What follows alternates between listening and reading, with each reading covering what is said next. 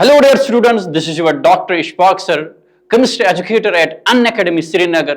लेके आया हूं 50 most expected questions for NEET 2026 examination के लिए। चलो बेटा करते हैं स्टार्ट क्वेश्चन नंबर 1 के साथ। तो this is the question number 1 बेटा। इसमें क्या बोलना है, जो आपको मॉलिक्यूल मिला है, आपको एक गिवन मॉलिक्यूल है, इसमें आपको आइडेंटिफाई करने कितने अल्फा हाइड्रोजन्स हैं। तो जो हमें पहले ब्रीफली में बोलूंगा बेटा इस हाइपर कंजुगेशन के बारे में। जो ये हाइपर कंजुगेशन है, ये एक इलेक्ट्रॉनिक इफेक्ट है, ये एक इलेक्ट्रॉनिक इफेक्ट है बेटा। और हमें पता है ये कौन कौन सी मॉलिक्यूल्स दिखाते हैं बेटा। ये आपको एल्केन्स दिखाते हैं, और बेटा ये कार्बोकैटायन्स दिखाते हैं, फ्री रेडिकल दिखाते हैं, ठीक है ना। अब मसला कौन सी एल्केन दिखाएंगे, तो इसके लिए जो इंपॉर्टेंट कंडीशन है वही एल्केन दिखाएंगे, वही फ्री रेडिकल दिखाएंगे, या वही कार्बोकैटायन दिखाएंगे बेटा जिसके पास अल्फा हाइड्रोजन्स होंगे। तो इन शॉर्ट हमें इस मॉलिक्यूल में यही अल्फा हाइड्रोजन ढूंढने हैं। तो अगर बेटा मैं इस मॉलिक्यूल का बेटा स्ट्रक्चर बनाऊंगा, मैं इसको ऐसा लिख सकता हूं ना, CH3 CH3 CH3, इसके बाद CH डबल बॉन्ड CH2। तो बेटा जो ये कार्बन है, ये तो फंक्शनल ग्रुप है बेटा, ये कार्बन डायरेक्टली अटैच है किसके साथ, इस कार्बन के साथ। तो बेटा इसको हम बोलेंगे बेटा ये अल्फा कार्बन है। इस अल्फा कार्बन पे कोई हाइड्रोजन आपको दिख रहा है? नहीं है। एक्चुअली इसके साथ मिथाइल ग्रुप्स अटैच है, ये बीटा पोजीशन पे है। तो हम बोलेंगे डायरेक्टली ये जो मॉलिक्यूल है बेटा, इसके पास अल्फा हाइड्रोजन 0 है। तो ऑप्शन कौन सा आएगा बेटा? Option 2 is correct. इसके बाद हम बात करते हैं क्वेश्चन नंबर 2 की। जो क्वेश्चन नंबर 2 है, इस क्वेश्चन नंबर 2 में हमें देखना है ऑक्सीडेशन स्टेट हमें ढूंढना है सल्फर की, क्रोमियम की, नाइट्रोजन की इन दीज मॉलिक्यूल्स। तो अगर मैं बोलूंगा जो पहला इंपॉर्टेंट पहला है, क्योंकि जो H2SO5 है आपको पता है इसमें पेरोक्साइड लिंकेज होती है। तो अगर मैं बेटा इसका स्ट्रक्चर लिखूंगा डायरेक्टली, इसका स्ट्रक्चर बेटा ऐसा होता है। तो इसमें आपको दिखेगा पेरोक्साइड लिंकेज, और बाकी तो नॉर्मल है। इसके पास आपको पता है -2 दिखाएगा ऑक्सीजन, ये ऑक्सीजन भी -2 दिखाएगा, यहां पे -1 दिखाएगा, और ऑब्वियसली इसका -1 होगा, इसका भी -1। जब बेटा आप इनका सम करोगे तो बेटा जो सल्फर की ऑक्सीडेशन निकलेगी यहां पे, दैट विल बी +6। इसी तरह से अगर हम बात करेंगे दूसरा जो मॉलिक्यूल दिया है दैट इज डाइक्रोमेट Cr, और अगर इसका स्ट्रक्चर में बोलूंगा, इसका स्ट्रक्चर बेटा ऐसा आपको मिलेगा। तो अगर हम इसकी बात करेंगे यहां पे भी, तो जो यहां पे क्रोमियम की जो ऑक्सीडेशन स्टेट है, ये आपने पढ़ा भी होगा, डायरेक्टली आप निकाल भी सकते हो। तो इसकी जो ऑक्सीडेशन स्टेट है वो यहां पे दोनों क्रोमियम को यहां पे भी +6 होते हैं, और यहां पे भी बेटा +6 होते हैं। सेम रूल यूज करके आप निकाल भी सकते हो। इसी तरह से अगर मैं तीसरे एग्जाम्पल की बात करूंगा, NO3 नेगेटिव की ऑक्सीडेशन स्टेट बेटा अगर आपको बोलना है, तो यहां पे जो डायरेक्टली आप निकाल सकते हैं, इसके लिए मैं मान लूंगा X है, और साथ में बेटा इसके पास ऑक्सीजन है, प्लस करूंगा, और ऑक्सीजन की जनरल ऑक्सीडेशन स्टेट -2 होती है। तो कितने साथ में है? 3 को मल्टीप्लाई करके चार्ज ऑफ द कॉम्प्लेक्स -1 है। तो आप लिखोगे इसको -6 इक्वल टू -1, बेटा X comes out to be -1 + 6। तो हम डायरेक्टली लिखेंगे X इक्वल टू +5। तो जनरली कौन कौन सी ऑक्सीडेशन आ रही है? +6 आ रहा है, +6 आ रहा है, और +5 आ रहा है। तो जो हमें ऑप्शन में मिल रहा है that will be the option first is the correct option. इसके बाद अगला क्वेश्चन जो है, तो अगले क्वेश्चन में हमें क्या ढूंढना है? आपको कलरलेस एक्वस सॉल्यूशन बोलना है। कौन है कलरलेस एक्वस सॉल्यूशन? तो अगर मैं जनरली बात करूंगा, जो आपके पास यहां पे आयंस गिवन है, एक आपके पास Cu डाई पॉजिटिव है, दूसरा आपके पास CO डाई पॉजिटिव है, तीसरा है बेटा आपके पास Zn डाई पॉजिटिव, और चौथा बेटा आपके पास है Ni डाई पॉजिटिव।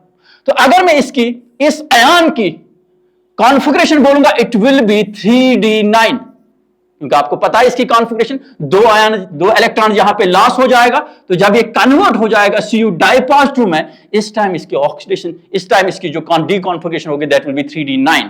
इसी तरह से इसकी जो आउटर मोस्ट कॉन्फ़िगरेशन बनेगी दैट विल बी 3d8। और अगर मैं इसकी बात करूंगा बेटा, जिंक की बात करूंगा, 2 इलेक्ट्रॉन जो 4s2 में है वो निकलेंगे, ठीक है ना। तो यहां पे बेटा इसकी जो कॉन्फ़िगरेशन मिलेगी दैट विल बी 3d10। और इसकी बात करूंगा मैं बेटा, इसको आ जाएगा 3D8। तो इनमें से आपको दूर से ही दिख रहा है, इसमें जो Zn आयन है यहां पे, इसमें D सबशेल कंप्लीटली है। और हमें पता है यूजुअली हमने ट्रांजिशन मेटल्स में पढ़ा है, जनरली ये कलर्ड होते हैं किसकी वजह से? डी ट्रांजिशन की वजह से, डी ट्रांजिशन की वजह से। तो हम बोलेंगे इसमें जो कंप्लीटली डी ऑर्बिटल है, इसमें डी ट्रांजिशन पॉसिबल नहीं है। तो हम बोलेंगे इसका जो आयन होगा बेटा, Zn डाइपॉजिटिव का जो आयन होगा, it will be colourless, it will be colourless. So the option C is correct. इसके बाद जो अगला क्वेश्चन है, तो क्वेश्चन क्या है? आपको बोला गया है यहां पे आपके पास बाल्मर सीरीज है, बाल्मर ट्रांजिशन हो रहे हैं कहां से? 4 to N2 हो रहा है, किसके लिए? He डाइपॉजिटिव आयन के लिए। और आपको जो पूछा गया है इंपॉर्टेंट, यहां पे आपको रीजन पूछा गया है, सिंपल क्वेश्चन, रीजन पूछा गया। आपको पता है, आपने पढ़ा भी होगा हाइड्रोजन स्पेक्ट्रम, आपको पता है उसमें से कौन कौन सी सीरीज होते हैं? लाइमन होते हैं, बाल्मर होते हैं बेटा, पास्चन होता है, और ब्रैकेट होता है, पीफंड है। इसी तरह से जो लास्ट सीरीज है दैट इज द हिम्परी सीरीज। और हमें पता है जो इंपॉर्टेंट पूछा गया डायरेक्टली क्वेश्चन, हमें रीजन बोलना है यहां पे। हमें पता है लाइमन बिलोंग करते हैं यूवी रीजन में, that is the ultraviolet region में, और आपका जो बाल्मर है बेटा वो विजिबल रीजन में बिलोंग करते हैं। और उसके बाद जितने भी रेडिएशंस है तो ये सारे बिलोंग करते हैं IR रीजन में। तो डायरेक्टली बेटा इसका आंसर आएगा, it will be in visible region. इसके बाद जो अगला क्वेश्चन है, अगला क्वेश्चन में आपको बोलना है, करेक्ट स्टेटमेंट आपको बोलनी है ग्लूटामीन की। तो अगर हम पहले बात करेंगे, जो ग्लूटामीन है ये एमिनो एसिड है, मगर ये आपको पता ही होगा ये एक नॉन एसेंशियल एमिनो एसिड है, एमिनो एसिड है। तो अगर बेटा मैं इसका स्ट्रक्चर दिखाऊंगा यहां पे, इट विल बी COH, फिर मैं लिखूंगा बेटा यहां पे NH2 CH2 फिर आएगा बेटा यहां पे C double bond O NH2। ये इसका स्ट्रक्चर है। तो पूछा क्या, आपको करेक्ट स्टेटमेंट बोलनी है यहां पे। ये जो ग्लूटामीन है ये एसेंशियल एमिनो एसिड है, ये तो पहले ही स्टेटमेंट गलत है। उसके बाद बोल रहा है इसमें एमाइड है, ऑब्वियसली एमाइड ग्रुप आपको इसमें यहां पे दिख रहा है। इसके बाद हम बात करें तो कार्बोनिक एसिड भी है इसके पास, ये भी सही है। तो आपको कौन कौन सा ऑप्शन मिल रहा है? बी और सी ऑप्शन सही है। ये ऑप्शन भी सही है बेटा, ये ऑप्शन भी सही है। तो इसके हिसाब से जो आंसर आएगा दैट विल बी द सी। इसके बाद जो अगला क्वेश्चन है, तो आपको पूछा गया है इनमें से आपको बोलना है पाथ फंक्शन कौन है। पाथ फंक्शन आपको पता ही है, जो पाथ पे डिपेंड करता है, जो यूजुअली जब हम किसी भी सिस्टम की चीज निकालते हैं तो उसमें हम फाइनल माइनस इनिशियल करते हैं। तो ये जो यूजुअली हम बोलते हैं ऐसे फंक्शंस को हम बोलते हैं ये पाथ इंडिपेंडेंट फंक्शंस होते हैं, जिसमें आप खाली चेंज निकाल सकते हो, डेल्टा निकाल सकते हो। तो लेकिन आपको पूछा गया है इनमें से पाथ फंक्शन कौन है। और आपको पता है जब आपको एंट्रोपी निकालनी होगी, एंथैल्पी निकालनी होगी, या इंटरनल एनर्जी निकालनी होगी, या इन तीन में से यूजुअली आप हमेशा निकालते हो चेंज, क्योंकि इनका एग्जैक्ट वैल्यू हम नहीं निकाल पाते हैं। और हमें पता है वर्क जो है बेटा that is the path function. तो इसका जो आंसर आएगा that will be the D. तो अगला क्वेश्चन क्या है, आपको इथाइल क्लोराइड दिया है, फिर इसको आप ट्रीट करते हैं इन रिएजेंट्स के साथ, तो आपको फाइनली इस डी प्रोडक्ट का बोलना है ये क्या है। तो इसमें आपको सीरीज ऑफ रिएक्शंस है, कन्वर्जन रिएक्शंस की बात चल रही है। तो अगर मैं पहला सेटअप है इसका, अगर मैं आपको बोलूंगा जो आपके पास इथाइल क्लोराइड है, इसको जब आप ट्रीट करोगे KCN के साथ, पोटेशियम साइनाइड के साथ, इन प्रेजेंस ऑफ C2H5OH के साथ, तो आपको बेटा मिलेगा यहां पे सब्स्टिट्यूशन रिएक्शन होगी, यू विल गेट C2H5CN। ठीक है बेटा। इसके बाद आपको पता है जब हम साइनाइड को ट्रीट करते हैं इन एसिडिक मीडियम में, तो बेटा एक कन्वर्ट हो जाएगा H3PO पॉजिटिव के प्रेजेंस में, बेटा एक कन्वर्ट हो जाएगा C2H5COOH में। कार्बोक्सिलिक एसिड मिलेगा आपको। और आपको पता है carboxylic acid acidic in nature होता है, इन प्रेजेंस ऑफ बेटा बेस ये देगा आपको मिलेगा C2H5 और साथ में बेटा आपको मिलेगा CONA। और आपको पता ही है जब आप इसको फर्दर ट्रीट करते हो किसके साथ, आप इसको सोडियम हाइड्रोक्साइड के साथ, in presence of calcium hydroxide आपको यहां पे डिकार्बोक्सिलेशन हो जाएगी, डिकार्बोक्सिलेशन हो जाएगी बेटा, आपको मिलेगा एल्कीन C2H6 बेटा आपको प्रोडक्ट मिलेगा। सो the answer will B option number 3। इसके बाद जो अगला क्वेश्चन है ना, तो क्वेश्चन नंबर 8 क्या हमें बोल रहा है, आपको ढूंढना है इनमें से अल्कलाइन कौन होगा। एक्वस सॉल्यूशन सबका आपको बनाना है और आपको इनमें से, क्योंकि अगर आप देखोगे ये सारे साल्ट्स है, तो अगर मैं देखूंगा ये जो साल्ट है एक्चुअली ये साल्ट किन चीजों से बना होगा, शाबाश आपको पता ही है, इसमें दूर से दिख रहा है, इसमें आपके पास NaOH होगा, क्योंकि ऑब्वियसली ये तो एक एसिड बेस रिएक्शन है, हमें एसिड और बेस को यहां पे एक्चुअली आइडेंटिफाई करना है। तो यहां पे आपको NaOH जब ट्रीट करते हो किसके साथ, ये आपके पास कार्बोनिक एसिड है बेटा, जब आप NaOH को कार्बोनिक एसिड के साथ ट्रीट करोगे you will get sodium carbonate Na2CO3। इसी तरह से बेटा जो यहां पे है, तो इसमें आपको दिख रहा है कार्बोनिक एसिड, आपको पता है ये वीक एसिड है और बेटा ये स्ट्रॉन्ग बेस है।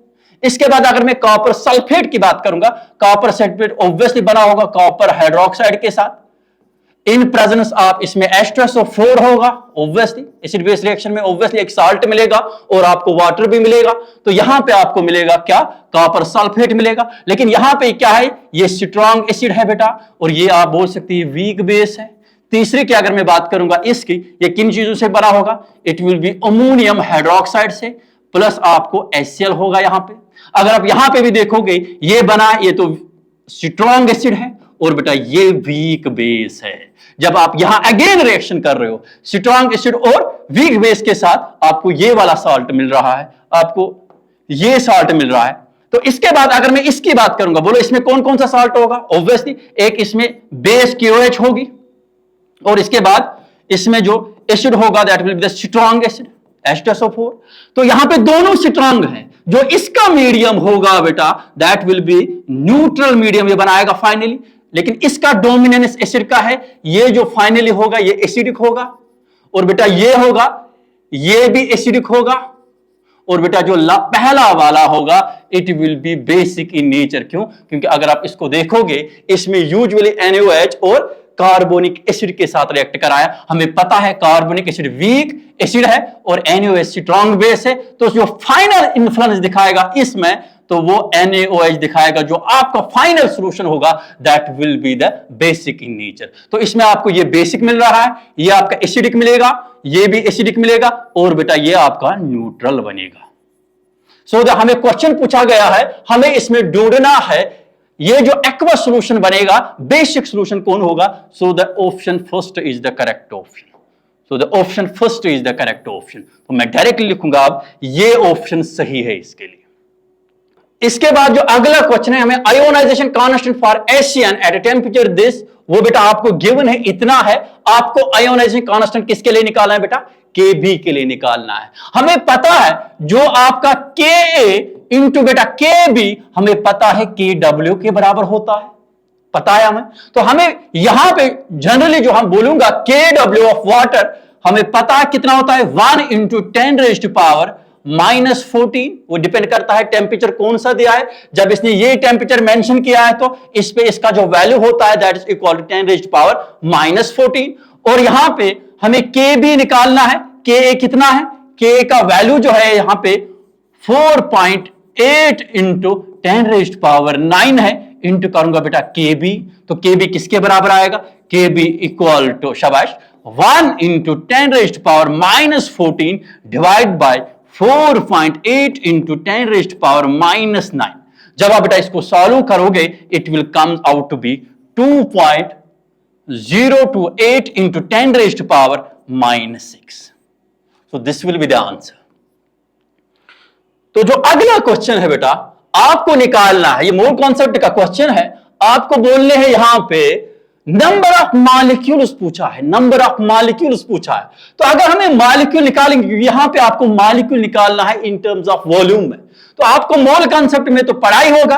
अगर हमें मोल्स निकालने होंगे बेटा, मोल्स अगर इन टर्म्स ऑफ वॉल्यूम की मैं बात करूंगा, मैं लिखता हूं गिवन वॉल्यूम, या जिसको हम मोलर वॉल्यूम बोलते हैं, given volume divide by 22.4 litre. ठीक है बेटा, लेकिन यहां पे जो आपको गिवन वॉल्यूम है दैट इज इन एमएल्स में, तो मैं इसको भी कन्वर्ट करूंगा शाबाश किसमें, तो इसको भी एमएल में लिखूंगा। तो मैं डायरेक्टली लिख सकता हूं आपको 100 डिवाइडेड बाय 22400 ml। ठीक है बेटा, ये मोल्स देगा। तो जब हम मोल को मल्टीप्लाई करेंगे Na के साथ, तो आपको मिलेंगे बेटा नंबर ऑफ मॉलिक्यूल्स। तो अगर हम देखेंगे यहां पे इन दिस जो यहां पे मॉलिक्यूल्स गिवन है O2 NH3CO2, तो हम डायरेक्टली बोलेंगे हर एक के केस में सेम ही आएगा, मॉलिक्यूल्स सेम आएंगे। लेकिन अगर ये बात करेंगे एटम्स, तो आइटम्स बेटा डिफरेंट आएगा। क्यों? क्योंकि फिर हमें साथ में मल्टीप्लाई करना पड़ेंगे, किसको, एटॉमिसिटी को हमें मल्टीप्लाई करना पड़ेगा। तो अगर मॉलिक्यूल की बात करेंगे तो मॉलिक्यूल्स तो सेम होंगे सब में, लेकिन अगर इसने बात की होगी एटम्स की, तो आपको मल्टीप्लाई करना है एटॉमिसिटी साथ में। तो अगर हम एटॉमिसिटी की बात करेंगे तो सबसे ज्यादा फिर एटम्स निकलेंगे अमोनिया के लिए। हालांकि क्वेश्चन में डायरेक्टली पूछा गया है molecules, so the for molecules the option 3 is correct. तो जो इसके बाद अगला क्वेश्चन है, आपको बोला गया है angular momentum for P subshell के लिए, और हमें पता है, आपको पता ही, बहुत मॉडल आपने बेटा पढ़ा ही होगा, एंगुलर मोमेंटम बराबर होता है mvr, किसके बराबर है, mvr equal to nh by 2 पाई। और यहां पे बेटा जो n है that indicates the shell number. तो अगर मैं p की बात करूंगा, k से शेल स्टार्ट होते, k बेटा l m n o और p की बात करूंगा, इसका मतलब इसका बेटा शेल नंबर 1 है, 2 है, 3 4 5 और 6। तो p के लिए क्या आएगा, 6 आएगा n। तो मैं लिख सकता हूं बेटा जो इसका एंगुलर मोमेंटम होगा that will be 6h by 2 pi, या हम डायरेक्टली लिखेंगे बेटा it will be 3h by pi. तो कौन सा ऑप्शन सही है, तो option number 3 first is correct. इसके बाद जो अगला क्वेश्चन है बेटा, अगला क्वेश्चन है क्वांटम नंबर पे पूछा है, किसके लिए, बहुत सिंपल क्वेश्चन है, किसके लिए, 4f सबशेल के लिए बोला है, 4f ऑर्बिटल के लिए बोला है। और हमें पता है अगर हमें इसके लिए quantum number, set of quantum number निकालेंगे, तो बेटा आपको पता ही होगा इसका n वैल्यू कितना होगा, 4 होगा। और हमें पता है बेटा f सबशेल के लिए l वैल्यू कितना होता है, 3 होता है, क्योंकि हमें पता है l वैल्यू किसके बराबर होता है, n-1। ठीक है ना, तो यहां पे लिख सकते हैं हम डायरेक्टली। इसके बाद बेटा जो मैग्नेटिक क्वांटम नंबर है, तो m का वैल्यू किसके बराबर होता है, -l इंक्लूडिंग 0 टू +l, ये लिखेंगे ना। तो इसका कितने वैल्यू हो सकते हैं, -3 हो सकता है, -2 हो सकता है, -1 हो सकता है, 0 +1 +2 और +3 हो सकते हैं। मतलब इतने सारे मैग्नेटिक क्वांटम नंबर के वैल्यूज पॉसिबल है। तो क्वेश्चन में आपको ढूंढना है कहीं पे इनमें से कोई मिल रहा है कि नहीं मिल रहा है, और उसके बाद बेटा आपको सुपिन पता है, या ये +1/2 होगा बेटा, या ये -1/2 होगा। तो ऑप्शन में देखो, पहला 4 कहां पे है, तो सब में 4 गिवन है, n = 4 सब में है। इसके बाद l पे जाएंगे, l किसका 3 है, पहले और थर्ड के बीच में l 3 आ रहा है, लेकिन इसके बाद m को भी ढूंढना है हमें। तो m किस में आ रहा है, शाबाश, m आ रहा है इस वाले केस में। क्यों, इसमें जो m का वैल्यू 4 है, ये आपको पता है m कभी भी ग्रेटर देन नहीं हो सकता है l से। हमें पता है बेटा मैग्नेटिक क्वांटम नंबर कभी भी ज्यादा नहीं होगा किसे, एजीमुथल क्वांटम नंबर से। सो the option 3 will be the correct. इसके बाद जो बेटा अगला क्वेश्चन है, ये डायरेक्टली पूछा गया है सॉल्युबिलिटी से, और हमें पता है सॉल्युबिलिटी के बारे में जो ही बात आ जाएगी, solubility of gas in liquids की बात करते हैं, तो आपको डायरेक्टली याद आया होगा हेनरीज लॉ। और आपको पता है सॉल्युबिलिटी किसके बराबर है, सॉल्युबिलिटी इक्वल टू शाबाश KH इंटू P, मतलब प्रेशर जितना इंक्रीज करेंगे उतना ही सॉल्युबिलिटी इंक्रीज हो जाएगा। लेकिन आपको पता है यहां पे याद रखना, जो सॉल्युबिलिटी है, solubility is inversely proportional to KH, solubility is inversely proportional to, जितना KH ज्यादा होगा, हेनरीज कांस्टेंट ज्यादा होगा, उतना ही शाबाश, उतना क्या होगा, उतना ऑब्वियसली solubility कम होगी। या हम बोलेंगे जितने हेनरीज कांस्टेंट कम होगा उतना solubility ज्यादा होगी। वही ढूंढना है आपको, किसमें सबसे कम आपको KH दिख रहा है, तो इसमें 40 दिख रहा है, इसमें 83 इंटू 10⁻⁻⁵ दिख रहा है, तो इसका मतलब है सबसे कम इसमें इसको दिख रहा है, फॉर्मल्डिहाइड को सबसे कम KH है, तो इसका मतलब जितना कम KH होगा सॉल्युबिलिटी उतनी ही ज्यादा होगी। हम बोलेंगे तो ऑप्शन बी इज करेक्ट। इसके बाद जो अगला क्वेश्चन है डायरेक्टली पूछा गया, सिंपल क्वेश्चन है, इलेक्ट्रोकेमिस्ट्री से पूछा गया है। तो आपको क्या पूछा है, आप यहां पे जो क्वेश्चन है इलेक्ट्रोलिसिस किया है, क्या आपको कौन सी स्टेटमेंट सही है जो आपको एक्वस सॉल्यूशन AgNO3 है, इसके बारे में कौन सी स्टेटमेंट सही है। आपको पता है, अगर मैं बोलूंगा क्या क्या स्टेटमेंट, पहला बोल रहा है सिल्वर डिपॉजिट एट कैथोड पे डिपॉजिट हो जाएगा, और दूसरी बात बोल रहा है silver dissolve at anode into solution as H positive. क्यों, अगर हम इसको देखेंगे, जब एक्वस सॉल्यूशन AgNO3 होगा ऑब्वियसली ये डिसोसिएट हो जाएगा, किस किस में हो जाएगा, कहां पे हो जाएगा, ऑब्वियसली ये डिसोसिएट हो जाएगा एट एनोड।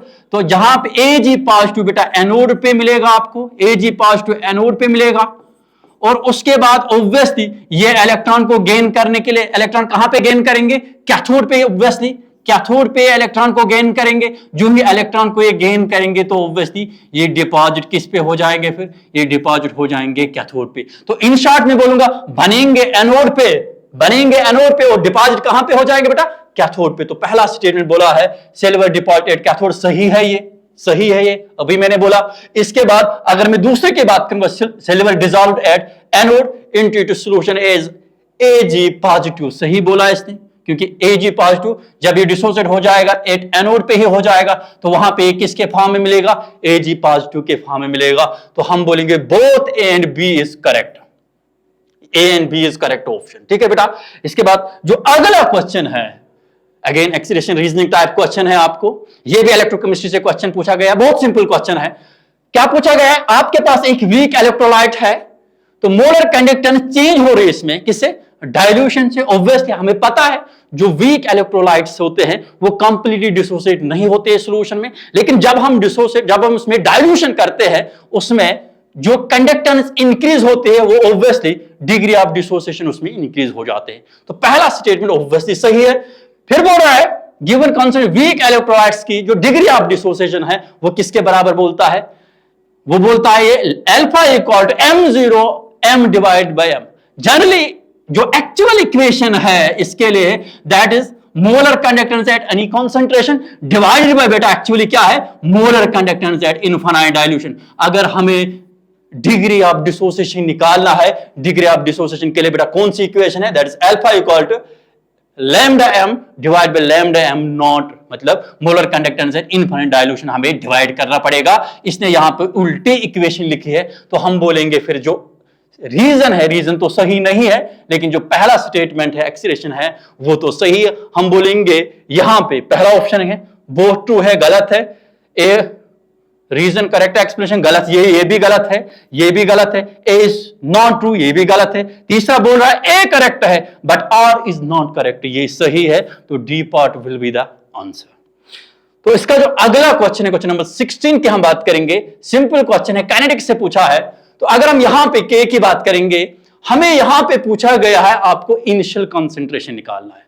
कंसंट्रेशन निकालना है वो किसके बराबर होते हैं, हमें पता है। अगर आपको याद होगा जब आपने पढ़ा होगा integrated rate expression for zero order reaction के लिए, दैट इज इक्वल टू शाबाश A0 माइनस AT किसके बराबर होगा, KT के बराबर।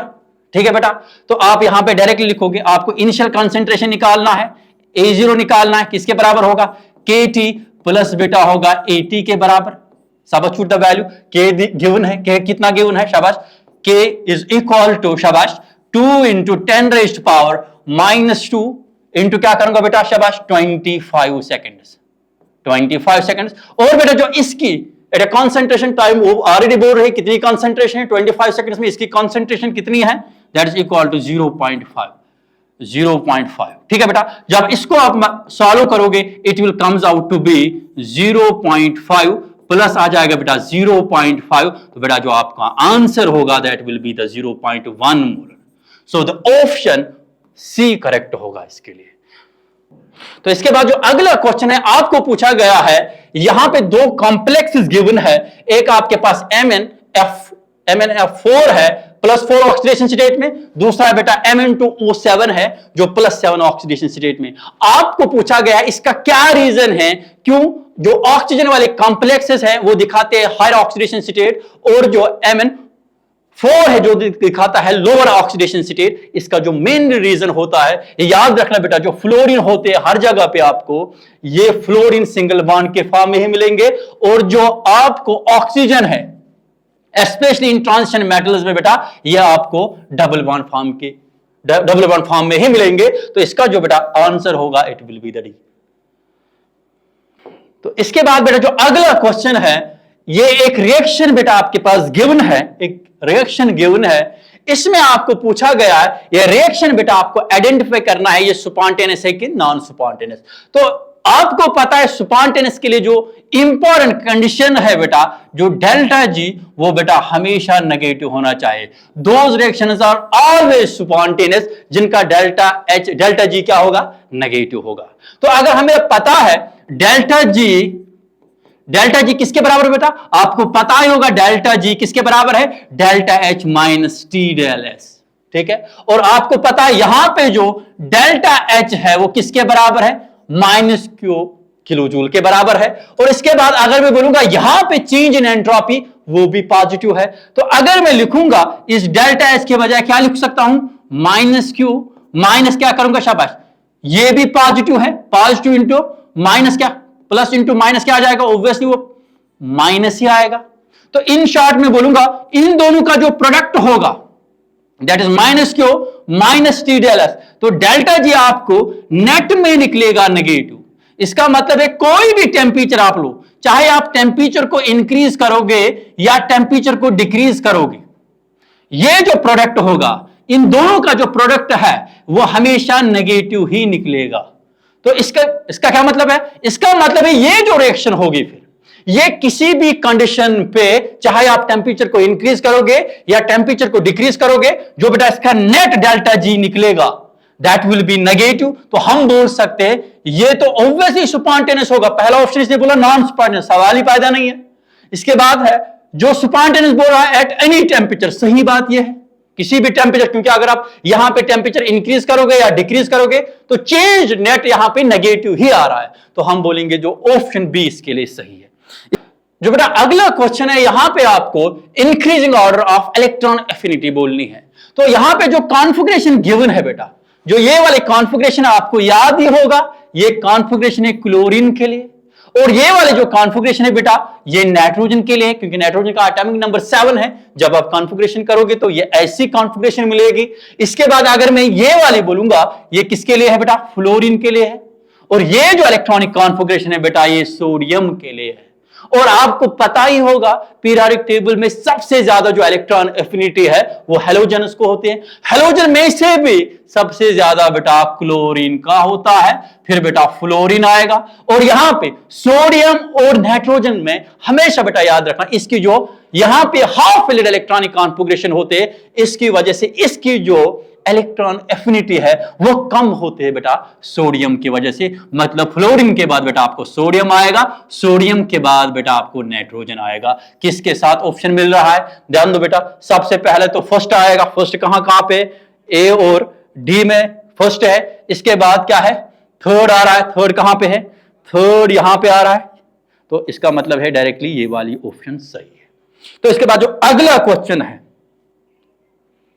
इसके बाद जो बेटा अगला क्वेश्चन है हमें पूछा गया है पैरामैग्नेटिज्म पूछा गया है। ये जो आपके पास डिफरेंट ट्रांजिशन मेटल कॉम्प्लेक्सेस हैं इनका पैरामैग्नेटिक बिहेवियर बोलना है। तो अगर मैं क्रोमियम की बात करूंगा, क्रोमियम यहां पे +2 ऑक्सीडेशन स्टेट में है। तो आपको पता है अगर मैं क्रोमियम की इलेक्ट्रॉनिक कॉन्फ़िगरेशन बोलता हूं दैट इज 3d5 4s1। जब बेटा ये कहां जा रहा है, +2 में जा रहा है, तो कहां क्या इसकी कॉन्फ़िगरेशन आएगी, इट विल बी क्या जाएगा, शाबाश, +2 में इसका 3d4 बनेगा। ठीक है बेटा। इसके बाद अगर मैं यहां पे आयरन की बात करूंगा, आयरन की जो कॉन्फ़िगरेशन है इसका एटॉमिक नंबर 27 है, पता है आपको। इसमें आ जाएगा 3d6 4s2। तो यहां पे बेटा जो कॉन्फ़िगरेशन आएगी इट विल बी 3d। इसके लिए जब ये किसमें कन्वर्ट होगा, Fe+3 में, इसकी जो कॉन्फ़िगरेशन होगी दैट विल बी 3d5। और इसी तरह से अगर मैं कॉपर की बात करूंगा, कॉपर +2 है, तो कॉपर +2 में जो इसका डी कॉन्फ़िगरेशन बोले यहां पे, जो इसकी डी कॉन्फ़िगरेशन बनेगी कॉपर की, तो कॉपर को मैं लिख सकता हूं, जब एक कॉपर कन्वर्ट हो जाएगा Cu डाई पॉजिटिव में, तो बेटा इसकी जो कॉन्फ़िगरेशन है दैट इज 3d9, 3d9। और इसके बाद जो जिंक है, जिंक यहां पे +2 स्टेट में है, तो आप इसको बोल सकते हैं जो इसकी ऑक्सीडेशन है दैट इज Zn+2 में, तो इसका जो कॉन्फ़िगरेशन बनेगा इट विल बी 3d10। तो इनमें से सबसे ज्यादा अनपेड इलेक्ट्रॉन किसको है? तो अगर मैं देखूंगा यहां पे जो डी है, अगर मैं मान रहा हूं यहां पे डिजेनरेटेड है, 1 2 3 4 है, इसके पास कितने हैं? इसके पास 5 है, 1 2 3 4 5, और इसके पास कितने हैं? इसके पास तो आपको पता है, हालांकि ये सुप्लेटिंग भी हो जाएगी, इसको मैं डायरेक्टली बोल रहा हूं 1 2 3 4 5, और इसके बाद 6 7 8 9, तो एक ही बचेगा, इसमें तो कोई, इसमें तो 0 है अनपेड इलेक्ट्रॉन। तो इन शॉर्ट जो सबसे ज्यादा पैरामैग्नेटिक बिहेवियर होगा it will be the iron +2। तो option number B is correct. इसके बाद मेरा जो अगला क्वेश्चन है, अगला क्वेश्चन क्या है? इसने बोला है कोई ऑर्गेनिक कंपाउंड है, नहीं पता है, ए बोल रहा है, ए कंपाउंड बोल रहा है, जब ये रिएक्ट करता है किसके साथ? किसके साथ? सोडियम मेटल के साथ, सोडियम के साथ, और पूछ रहा है क्या बन रहा है? बी बन रहा है, ठीक है बेटा। और जब ये बी हीट हो रहा है किसके साथ? इन प्रेजेंस ऑफ H2SO4 के साथ, कंसंट्रेटेड H2SO4 के साथ, तो आपको मिल रहा है, वही से बोल रहा है, आपको मिल रहा है ROR, ईथर मिल रहा है, ईथर में डाई इथाइल ईथर मिल रहा है, डाई इथाइल ईथर मिल रहा है, वही से बोल रहा है। तो आपको जो आइडेंटिफाई करना है, आपको ये ए और बी आइडेंटिफाई करना है। बहुत सिंपल क्वेश्चन है, आपको याद ही होगा जब हम अल्कोहल्स को रिएक्ट कराते हैं मेटल्स के साथ, सपोज टू बी जब आपके पास इथेनॉल होगा C2H5OH, इसको जब आप रिएक्ट कराओगे किसके साथ? सोडियम मेटल के साथ, बेटा ये कन्वर्ट हो जाएगा C2H5ONA के साथ, सोडियम इथॉक्साइड में हो जाएगा, जो आपको पता ही वो अल्कोक्साइड है। तो इसके बाद जब हम इसको फर्दर ट्रीट करते हैं किसके साथ? कंसंट्रेटेड H2SO4 के साथ, तो बेटा आपको जो प्रोडक्ट मिलेगा इट विल बी, शाबाश, C2H5O, C2H5O, इसी का बेटा नाम पड़ेगा डाई इथाइल ईथर। तो यहां पे जो ए और बी मिला आपको क्या क्या है? तो ए आपका इथेनॉल मिला है, बी आपको क्या मिला है? C2H5OH, हालांकि नाम इसने नहीं दिया है, तो पहला है C2H5OH, पहला ऑप्शन है, दूसरा C2H5OH, तो इसका मतलब है ऑप्शन 1 सही है इसके लिए। तो बेटा जो अगला क्वेश्चन है आपको पूछा गया है, यहां पे आपको क्रिस्टल फील्ड सुप्लेटिंग एनर्जी निकालनी है, किसमें सबसे ज्यादा CFSE होगा? तो वो डिपेंड करता है नेचर ऑफ लिगेंड पे, जो जितना स्ट्रांग लिगेंड होगा बेटा उसमें उतना ही ज्यादा पेयरिंग हो जाएगी, जितना ज्यादा पेयरिंग हो जाएगी ऑब्वियसली उसमें उतनी ही ज्यादा एनर्जी निकलेगी, या सिंपली हम बोलेंगे उसमें उतनी ही ज्यादा क्रिस्टल फील्ड स्टेबलाइजेशन एनर्जी होगी। तो अगर मैं यहां पे बात करूंगा, ऑब्वियसली जो साइनाइड है, साइनाइड एक स्ट्रांग फील्ड लिगेंड है, ये पेयरिंग करेगा, इसकी सबसे ज्यादा CFSE होगी। तो कहां पे साइनाइड है? यहां और यहां साइनाइड आपको दिख रहा है, तो इसका मतलब ये जो दो ऑप्शन है ये एलिमिनेट हो रहे हैं डायरेक्टली पहले ही। इसके बाद आपको पता ही होगा, अगर हम बात करेंगे अमोनिया और वाटर की, अमोनिया का जो यहां पे ये स्ट्रांग लिगेंड माना जाता है as compare to water, so obviously यहां पे भी, अब ध्यान दो, पहले यहां पे 2 लिखा है, इक्वल लिखा है, इक्वल नहीं है। साइनाइड स्ट्रांग लिगेंड है as compare to ammonia, ammonia is strong ligand as compare to water, and obviously water is strong ligand as compare to chlorine या हैलोजन। तो ऑप्शन बी बेटा इसके लिए सही है। बेटा जो अगला क्वेश्चन है, अगला क्वेश्चन ओजोनोलिसिस से है। तो क्या बोल रहा है ये बोल रहा कोई एल्केन है, नहीं पता है, कोई एल्केन है, ठीक, एल्केन ए बोल रहा है, एल्केन ए बोल रहा है, ठीक, और एल्केन ए को जब आप ओजोनोलिसिस कर रहे हैं, यही से बोल रहा है, ये आपको क्या क्या दे रहा है? एक आपको प्रोपॉन देता है, दूसरा आपको इथेनॉल दे रहा है। तो इसका मतलब है जब आप इसको ओजोनोलिसिस करते हैं आपको ऐसा प्रोडक्ट दे रहा है, यही प्रोडक्ट दे रहा है, ठीक है बेटा, यही प्रोडक्ट दे रहा है। इसके बाद और क्या दे रहा है? और आपको ये मिल रहा है CH3 एस्टरल्डिहाइड, जिसको हम बोलते हैं, एक आपको एस्टूल मिल रहा है, दूसरा आपको एस्टरल्डिहाइड मिल रहा है। उसके बाद जो पूछ रहा है, ये बोल रहा है इसके बाद इसमें एडिशन किया गया है ओजोन एच के बाद जब हम इसको इक्विमोलर रेशो में लेंगे तो इसके बाद HCl के साथ ये एल्कीन वापस दे रहा है। यही बोल रहा है, आपको पूछ रहा है ये जो एल्कीन ये लिया था ए एल्कीन, जब इसको ओजोनोलिसिस की थी, ओजोनोलिसिस के बाद ये दो प्रोडक्ट्स दे रहा है। अब ये बोल रहा है इसी एल्कीन को अगर हम ट्रीट करेंगे HCl के साथ, आपको बोला गया है इसमें बेटा आप बोलो मेजर प्रोडक्ट कौन सा होगा, मेजर प्रोडक्ट कौन सा होगा। तो पहले अगर हम इस एल्कीन को आइडेंटिफाई करेंगे ये कौन सा एल्कीन होगा, ऑब्वियसली यहां पे अगर आप जब आप एल्कीन को पोजीशन आप डबल बॉन्ड्स, आपको याद होगा कैसे हम डिटरमाइन करते हैं, जिन कार्बन के पास जो कार्बोनल कार्बन्स होते हैं जिनके बीच में ऑक्सीजन के साथ बॉन्ड बने होते हैं, उनको आप डायरेक्टली बाहर निकालोगे तो आपको वहां पे डबल बॉन्ड क्रिएट करना है। इसका मतलब ऐसा आपके पास ये एल्कीन ऐसा होगा, ठीक है बेटा। अब इस एल्कीन को आपको क्या करना है, इस एल्कीन को आपको HCl के साथ ट्रीट कराना है, हाइड्रोक्लोरिक एसिड के साथ ट्रीट करना है। तो आपको पता है यहां पे क्या हो जाएगा, एक यहां पे शाबाश, यहां पे मार्कोनिकॉफ्स एडिशन करना है, ठीक है ना, रिच बिकम्स रिच करना है। तो आपको जो प्रोडक्ट मिलेगा यहां पे it will B R CH3Cl, इसके बाद CH2, फिर आएगा CH3। तो जो प्रोडक्ट आपको मिलेगा this will be your final product. तो कोई मिस कहां पे है इसका, तो this will be the option, ठीक है बेटा, this will be the option. यही मिल रहा है ना, यही प्रोडक्ट आपको मिल रहा है, तो इसका मतलब है ये आपको फाइनल प्रोडक्ट मिलेगा। और अगर आपको एल्केन भी पूछा जाएगा, एल्कीन का क्या नाम है, वो भी आप इजीली आइडेंटिफाई कर सकते हो, ठीक है बेटा। इसके बाद जो अगला क्वेश्चन है और एक रिएक्शन है, कन्वर्जन रिएक्शन है बेटा। क्या किया इसने यहां पे एसिटिलीन को लिया है, CH1 को ट्रीट किया है NaH2 के साथ, ठीक है बेटा, एक्सेस में ले रहा है, बी पार्ट किसके साथ ट्रीट कर रहा है, अल्काइल मिथाइल ब्रोमाइड के साथ कर रहा है, और ये भी एक्सेस में है। और हमें पता है जो सोडियम हाइड्राइड है NaH2, ये एक्ट करता है स्ट्रॉन्ग बेस और एक्सेस में लिया है, और हमें पता है एसिटिलीन एक वीक एसिड है, तो ये दोनों हाइड्रोजन को यहां पे रिप्लेस करेगा इसके बजाय। उसके बाद क्या हो जाएगा, यहां पे जब ये डिसोसिएट होगा, मिथाइल यहां पे अटैक इन पे करेगा, एक सबस्टिट्यूशन रिएक्शन होगा। आपको जो दूसरा प्रोडक्ट मिलेगा it will B CH3, C triple bond CH3, ये आपको हायर अल्काइन मिलेगा यहां पे।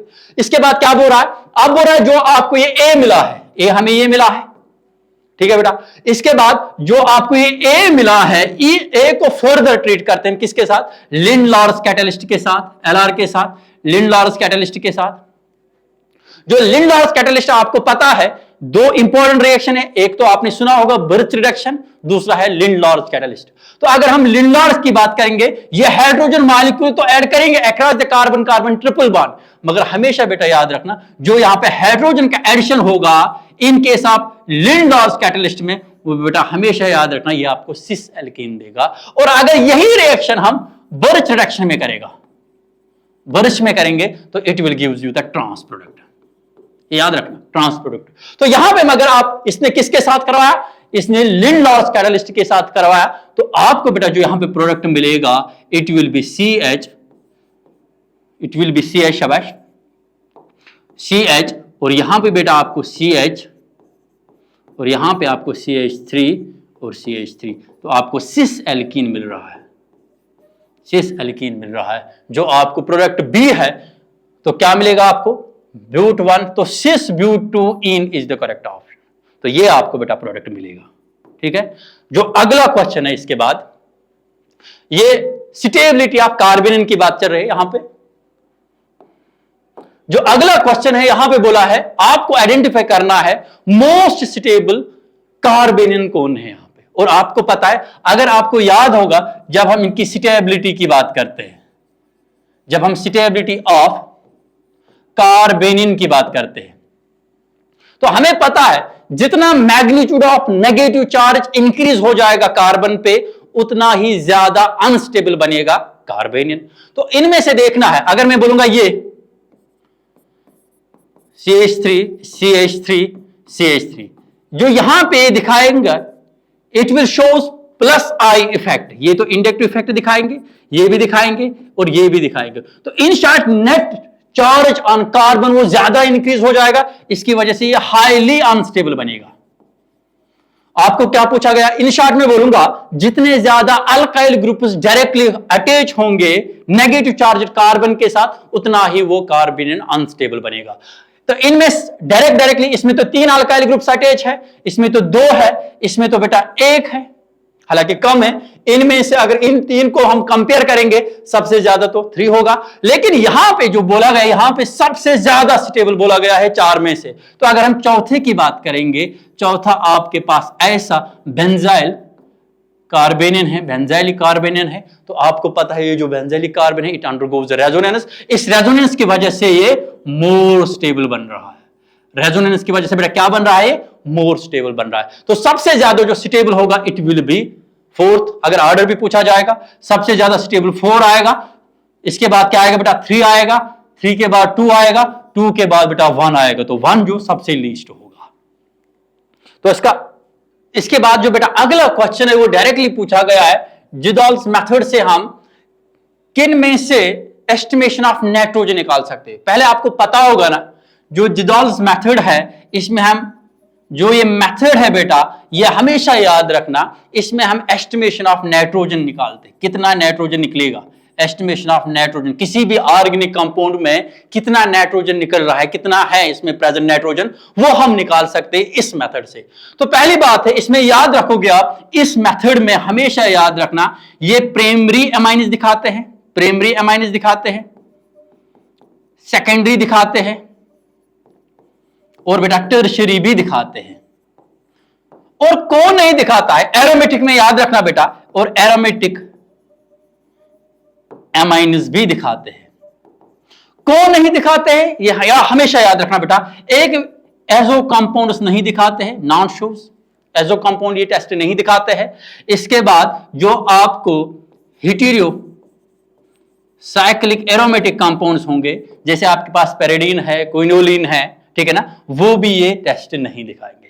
तो इनमें से आपको आइडेंटिफाई करना है। नाइट्रो तो ऑब्वियसली नाइट्रो कंपाउंड्स भी नहीं दिखाता है, नाइट्रो कंपाउंड्स भी नहीं दिखाते हैं।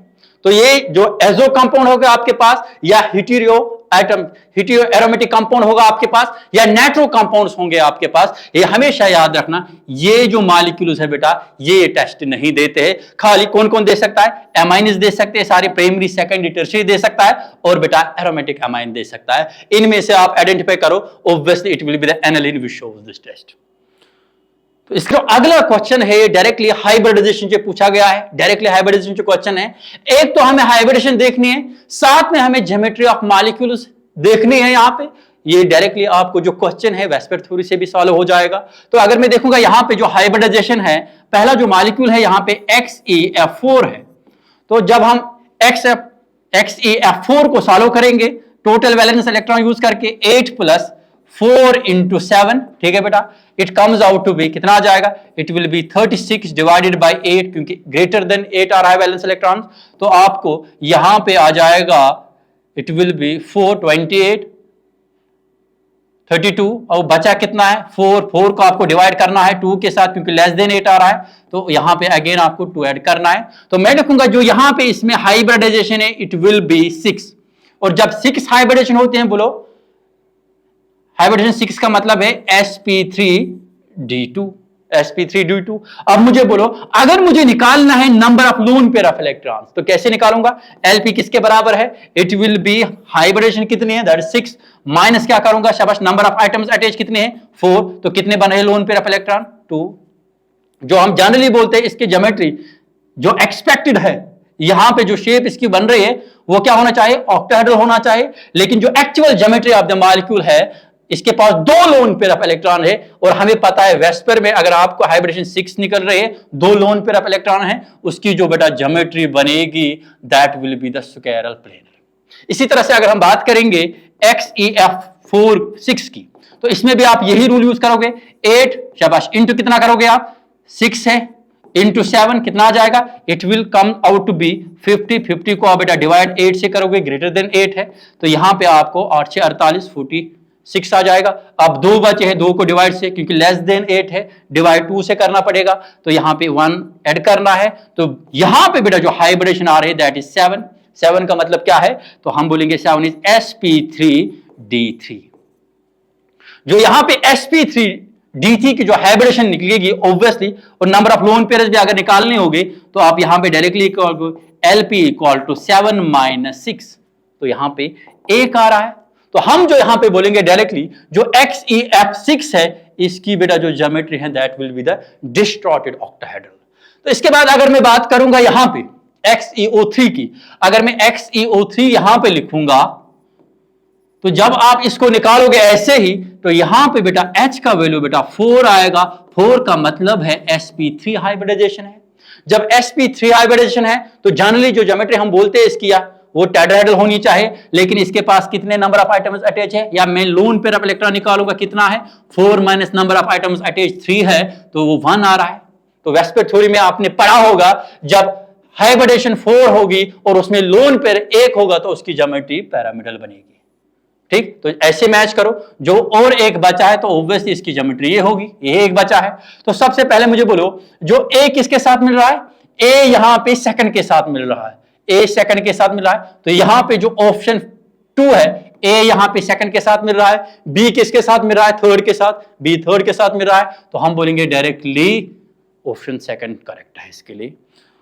अब इसके बाद जो अगला क्वेश्चन है, आपको रिएजेंट आइडेंटिफाई करना है, बनाना क्या है, आपको प्रोपिन से प्रोपेन ऑल बनाना है, प्रोपिन से प्रोपेन ऑल बनाना है। मतलब अगर मैं प्रोपिन को देखूंगा, यहां पे बेटा प्रोपिन का स्ट्रक्चर ये है, ध्यान दो बेटा, ये स्ट्रक्चर बना है, ठीक है ना। हालांकि हम सारे रिएजेंट यूज कर सकते हैं, हर एक रिएजेंट से, इसको छोड़ के जनरली अगर यहां पे जितने भी रिएजेंट्स है इनको हम यूज करके अल्कोहल बना सकते हैं, लेकिन क्वेश्चन में पूछा गया है आपको प्रोपेन 1 ऑल निकालना है। तो अगर आपको याद होगा, जो अगर मैं आपको याद दिलाऊंगा थोड़ा सा, अगर ये रिएक्शन आपने पढ़ी होगी, इस रिएक्शन में जब हम B2H6 के साथ रिएक्शन करते हैं, इसका नाम है हाइड्रोबोरेशन ऑक्सीडेशन, हाइड्रोबोरेशन ऑक्सीडेशन। और इसमें डायरेक्टली आपको यहां पे आपको मार्कानिकॉफ्स रूल हो जाता है, और इसमें जो प्रोडक्ट मिलता है इसमें आपको एंटी मार्कानिकॉफ्स प्रोडक्ट मिलता है। और इसके बाद जो आपको ये वाले जो थर्ड रिएजेंट है, थर्ड रिएजेंट का रिएक्शन का जो नाम है that is the oxymercuration demercuration, oxymercuration demercuration. और इसमें भी इंपॉर्टेंट बात है, इसमें जो आपको अल्कोहल मिलेगा, ये जो अल्कोहल है, ये अल्कोहल भी हमेशा बेटा याद रखोगे, ये मार्कानिकॉफ्स प्रोडक्ट देगा, मार्कानिकॉफ्स अल्कोहल देगा। लेकिन सिर्फ एक ही यहां पे एंटी मार्कानिकॉफ्स अल्कोहल देगा, that will be the hydroboration oxidation reaction. और आपको पता ही यहां पे अगर मैं ये रिएक्शन करूंगा, यहां पे आपको एंटी मार्कानिकॉफ्स रूल लगाना है, मतलब उसमें जो आपका रिएजेंट होगा तो उसका जो पॉजिटिव पार्ट है, पॉजिटिव पार्ट किसके पास करना है फिर, जिसके पास lesser number of hydrogen items होंगे। तो मैं डायरेक्टली लिखूंगा आपको जो वाटर ऐड करना है फाइनली, तो मैं लिखूंगा जो इसमें प्रोडक्ट आपको मिलेगा, हाइड्रोजन बेटा यहां जाएगा, और बेटा जो आपका हाइड्रोक्साइल ग्रुप है बेटा वो इस कार्बन पे। तो अगर आप इसको देखोगे, यही तो प्रोप 1 ऑल मिल रहा है, प्रोपेन 1 ऑल मिल रहा है। अगर हम इसमें देखेंगे, यहां पे जो बेटा प्रोडक्ट मिलेगा, यहां पे भी अल्कोहल मिलेगा, लेकिन ये जो अल्कोहल होगा it will B propane 2 all. ये बहुत इंपॉर्टेंट बात है, इसमें प्रोपेन 2 ऑल मिल रहा है, इसमें प्रोपेन 1 ऑल मिल रहा है। और अगर हम इसमें बात करें, इसको छोड़ो, इसकी बात करेंगे, इसको इसमें भी बेटा आपको प्रोपेन 2 ऑल ही मिलेगा। दूसरी इंपॉर्टेंट बात इसमें यह है, ये याद रखना, जो ये वाली रिएक्शन है इसमें कार्बोकैटायन जनरेट ही नहीं हो रहा है, हम बोलते हैं इसमें रेअरेंज्ड प्रोडक्ट्स नहीं बनते हैं, rearranged products are not formed in this reaction. तो इसमें ऑब्वियसली कार्बोकैटायन बनता ही नहीं, या हम बोलेंगे इसमें तो एंटी मार्कानिक्स आपको बनाना है बनाना, तो इसमें आपको बेटा रेअरेंज्ड, इस रिएक्शन में, या मैं यहां पे लिखूंगा इसमें आपको रेअरेंज्ड प्रोडक्ट भी मिलेगा। हालांकि जो इसने रिएक्टेंट दिया है उसमें पॉसिबल नहीं है रीअरेंजमेंट की, लेकिन जनरली अगर इसके सिवा कुछ और देगा तो वहां पे इस चीज का भी आपको ख्याल रखना है। तो इसके बाद जो बेटा अगला क्वेश्चन है, तो आपको जो क्वेश्चन यहाँ पे एक्सीलरेशन रीजनिंग टाइप क्वेश्चन पूछा गया है, आपको क्या पूछा है यहाँ पे, जो बेंजीन है ये डिकलराइज नहीं होता है KMnO4 के साथ। ये ऑब्वियसली आपने पढ़ा भी होगा, जो KMnO4 है या इवन ब्रोमीन वाटर के साथ भी ये डिकलराइज नहीं होता है। तो रीजन क्या बोल रहा है, जो बेंजीन है ये एरोमेटिक है, सही बात बोल रहा है। तो अगर हम बेंजीन की बात करेंगे, बेंजीन में जो पाई बॉन्ड्स है ये कंटिन्यू डिलॉकलाइजेशन में होते हैं, ठीक है, किसी स्पेसिफिक पोजीशन पे नहीं हो जाएगा ये। तो जब ये कंटिन्यू डिलॉकलाइजेशन में होगी तो एक रीजन है, तो KMnO इसको डिकलराइज नहीं कर पाता है, या इसी तरह से हम बोलते हैं इसका जो रीजन इसने दिया है वो क्या है, बेंजीन इज एरोमेटिक। तो हम डायरेक्टली बोल सकते हैं जो एक्सीलरेशन वो भी सही है और जो इसका रीजन है वो भी सही है। कौन सा ऑप्शन मिल रहा है, both acceleration and reason are true but reason is obviously ये ऑप्शन आएगा ये इसके लिए। इसके अगला क्वेश्चन है, यहां पे आपको बोलना है यहां पे इनकरेक्ट ऑर्डर कौन है, जो यहां पे प्रॉपर्टीज साथ में अटैच है एलिमेंट्स की, इनमें से आपको आइडेंटिफाई करना है इनकरेक्ट कौन है। तो पहला जो बोला है इसने ऑक्सीडाइजिंग पावर की बात की, और हमें पता है, अगर हमें याद है, हेलोजन्स में सबसे ज्यादा स्ट्रॉन्ग ऑक्सीडाइजिंग एजेंट करता है फ्लोरीन, क्लोरीन, ब्रोमीन और आयोडीन। इसका मतलब है ये सही है, इसका जो ऑप्शन है ये सही है। इसके बाद अगर हम बॉन्ड डिसोसिएशन एनर्जी की बात करते हैं, बॉन्ड डिसोसिएशन एनर्जी भी क्लोरीन को ज्यादा होता है ब्रोमीन से, और फ्लोरीन को कम होती है इन दोनों से। रीजन है फ्लोरीन का जो स्मॉलर साइज है उसी की वजह से, और मोर नंबर ऑफ जो लोन पेयर ऑफ इलेक्ट्रॉन से साइज स्मॉलर है, इसकी वजह से रिपल्शन ज्यादा बढ़ जाती है। तो इसका मतलब है सेकंड ऑप्शन भी सही है।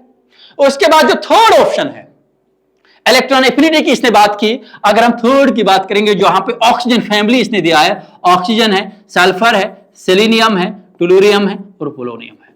ध्यान दो बेटा, तो अगर हम इनकी बात करते हैं, और ये भी आपने बेटा पढ़ा होगा, जनरली हम बोलते हैं जो थर्ड पीरियड होते हैं और जो सेकंड पीरियड होते हैं, थर्ड पीरियड को इलेक्ट्रॉन एफिनिटी ज्यादा होती है किससे, फर्स्ट सेकंड पीरियड से। रीजन क्या है, क्योंकि जो सेकंड पीरियड का जहां पे साइज होता है वो स्मॉलर साइज होता है, इसकी वजह से जो एफिनिटी ऑफ इलेक्ट्रॉन्स है टू गेन इट उसको वो कम होती है। तभी हम इनका जो जनरल ऑर्डर बोलते हैं ऑक्सीजन फैमिली के लिए, सल्फर को सबसे ज्यादा इलेक्ट्रॉन एफिनिटी होते हैं, फिर आता है सेलेनियम, फिर बेटा आपका टोल्यूरियम, फिर पोलोनियम, लास्ट में बेटा आपको आएगा ऑक्सीजन। सो ये इसका एक्चुअल जो करेक्ट ऑर्डर है। लेकिन इसने क्या दिया है, इसने पहले ही ऑक्सीजन दिया है, तो इसका मतलब है यही ऑप्शन इसके लिए गलत है, बाकी तो बोलने की जरूरत नहीं है। इसके बाद और एक क्वेश्चन पूछा गया है, क्या बोला है, PCl5 है, इसमें 3 इक्वेटोरियल बॉन्ड्स है और जिनके बीच में 120 बॉन्ड एंगल है। और दूसरा जो स्टेटमेंट बोल रहा है, पहला स्टेटमेंट ये बोल रहा है, सेकंड स्टेटमेंट क्या बोल रहा है, इसमें जो बोल रहा है जो एक्शियल है, जो एक्शियल बॉन्ड्स है वो लॉन्गर होते हैं एज कंपेयर टू इक्वेटोरियल। ये तो पता ही हो आपको। दोनों जो स्टेटमेंट है यहां पे, अगर मैं बेटा आप याद थोड़ा सा आपको दिलाऊंगा, तो जो यहां पे आपके पास क्लोरीन है, PCl5 है, तो यहां पे इसको ऐसी ज्योमेट्री है क्लोरीन क्लोरीन, तो यहां पे इसके जो बीच में जो बॉन्ड एंगल है, एक्शियल की बॉन्ड लेंथ हमेशा इसमें ज्यादा होती है एज कंपेयर टू इक्वेटोरियल, क्योंकि जब ये नजदीक आते हैं इनके रिपल्शन आ जाते हैं, लोन पेयर ऑफ इलेक्ट्रॉन की वजह से ये इलोंगेट हो जाता है। इन शॉर्ट में बोल रहा हूं, जो यहां पे आपके एक्शियल पोजीशन पे होगा उसकी बॉन्ड लेंथ ज्यादा होती है एज कंपेयर टू इक्वेटोरियल। तो हम बोलेंगे both statement first and statement second is correct, so the option first is correct, सही है ऑप्शन फर्स्ट। अब इसके बाद अगला जो क्वेश्चन है, अगला क्वेश्चन भी दिया है स्टेटमेंट के बेसिस पे। तो अगर हम इस क्वेश्चन को देखेंगे, among the hydrogen halides, hydrogen fluoride जो है ये लीस्ट वोलेटाइल है, और हमें अगर में हाइड्रोजन फ्लोराइड HF है, HCl है बेटा, HBr है और HI है, ठीक। तो जब हम इनकी बात करते हैं, ये सही बात है, जो हाइड्रोजन फ्लोराइड ये ऑब्वियसली लीस्ट होगा। इसका जो बड़ा रीजन है, क्योंकि आपको याद आया होगा हाइड्रोजन बॉन्डिंग, यहां पे इंटरमॉलिक्यूलर हाइड्रोजन बॉन्डिंग होगी, जो यहां पे हाइड्रोजन बॉन्डिंग होगी बेटा, इसकी वजह से ये लीस्ट वोलेटाइल होगा। इसका मतलब जो पहला स्टेटमेंट हैलाइड में से सबसे ज्यादा हाइड्रोजन फ्लोराइड लीस्ट वोलेटाइल, ये सही है। इसका क्या रीजन बोल रहा है, जो हाइड्रोजन फ्लोराइड मॉलिक्यूल है ये एसोसिएटेड है हाइड्रोजन बॉन्डिंग के साथ, दोनों सही है। तो इसके लिए जो बेटा ऑप्शन है both A and both acceleration and reason are correct and reason is the correct explanation of A. सही बात है, इसका मतलब है ऑप्शन ए इसके लिए, ऑप्शन नंबर 1 सही है इसके लिए। अब जो अगला क्वेश्चन है, डायक्रोमेट के बेसिस पे क्वेश्चन पूछा गया है, आपको बोलना है डायक्रोमेट में कौन सी स्टेटमेंट सही है। तो हमें पहले डायक्रोमेट का स्ट्रक्चर बनाना है, क्योंकि इसने क्रोमियम और ऑक्सीजन के बॉन्ड्स की बात की। तो हम बेटा जब हम क्रोमियम की इस डायक्रोमेट का बेटा स्ट्रक्चर बनाएंगे, इसका स्ट्रक्चर बेटा ऐसा होता है, पढ़ा होगा आपने, इसका स्ट्रक्चर ऐसा है। तो अगर आप इस स्ट्रक्चर को एनालाइज करोगे, इस स्ट्रक्चर में आपको दूर से ही दिख रहा है ये जो 3 है ऑक्सीजन और क्रोमियम के बीच में बॉन्ड्स, और ये जो 3 है ऑक्सीजन और क्रोमियम के बीच में बॉन्ड्स, क्योंकि ये जो यहां पे नेगेटिव चार्ज है ये यहां पे डिलॉकलाइज हो जाएगा, ये नेगेटिव इस ऑक्सीजन पे भी आ सकता है, इस ऑक्सीजन पे भी आ सकता है, इसी तरह से यहां पे भी हो सकता है। तो हम डायरेक्टली बोलेंगे जो क्रोमियम और ऑक्सीजन के बीच में बॉन्ड्स हैं कितने आ रहे, ज्यादा है टोटल क्रोमियम ऑक्सीजन के बीच में बॉन्ड, लेकिन जो इक्विवेलेंट है हम बोलेंगे क्रोमियम और ऑक्सीजन के बीच में 6 इक्विवेलेंट बॉन्ड्स है, 6 इक्विवेलेंट बॉन्ड्स है। तो कहां पे, तो ऑप्शन बी करेक्ट है इसके लिए। अब आते हैं क्वेश्चन नंबर 34 पे। तो क्वेश्चन ये डायरेक्टली केमिकल बॉन्डिंग से पूछा गया है। क्वेश्चन में क्या पूछा है, एक तो बेटा आपको बॉन्ड ऑर्डर पूछा गया है, दूसरा बेटा आपको पैरामैग्नेटिक नेचर निकालना है। लेकिन जब आप देखोगे तो बहुत सारे मॉलिक्यूल्स है आपके पास, तो पहले आप इसको क्या करोगे, आप इसको ट्रिक से सॉल्व करोगे।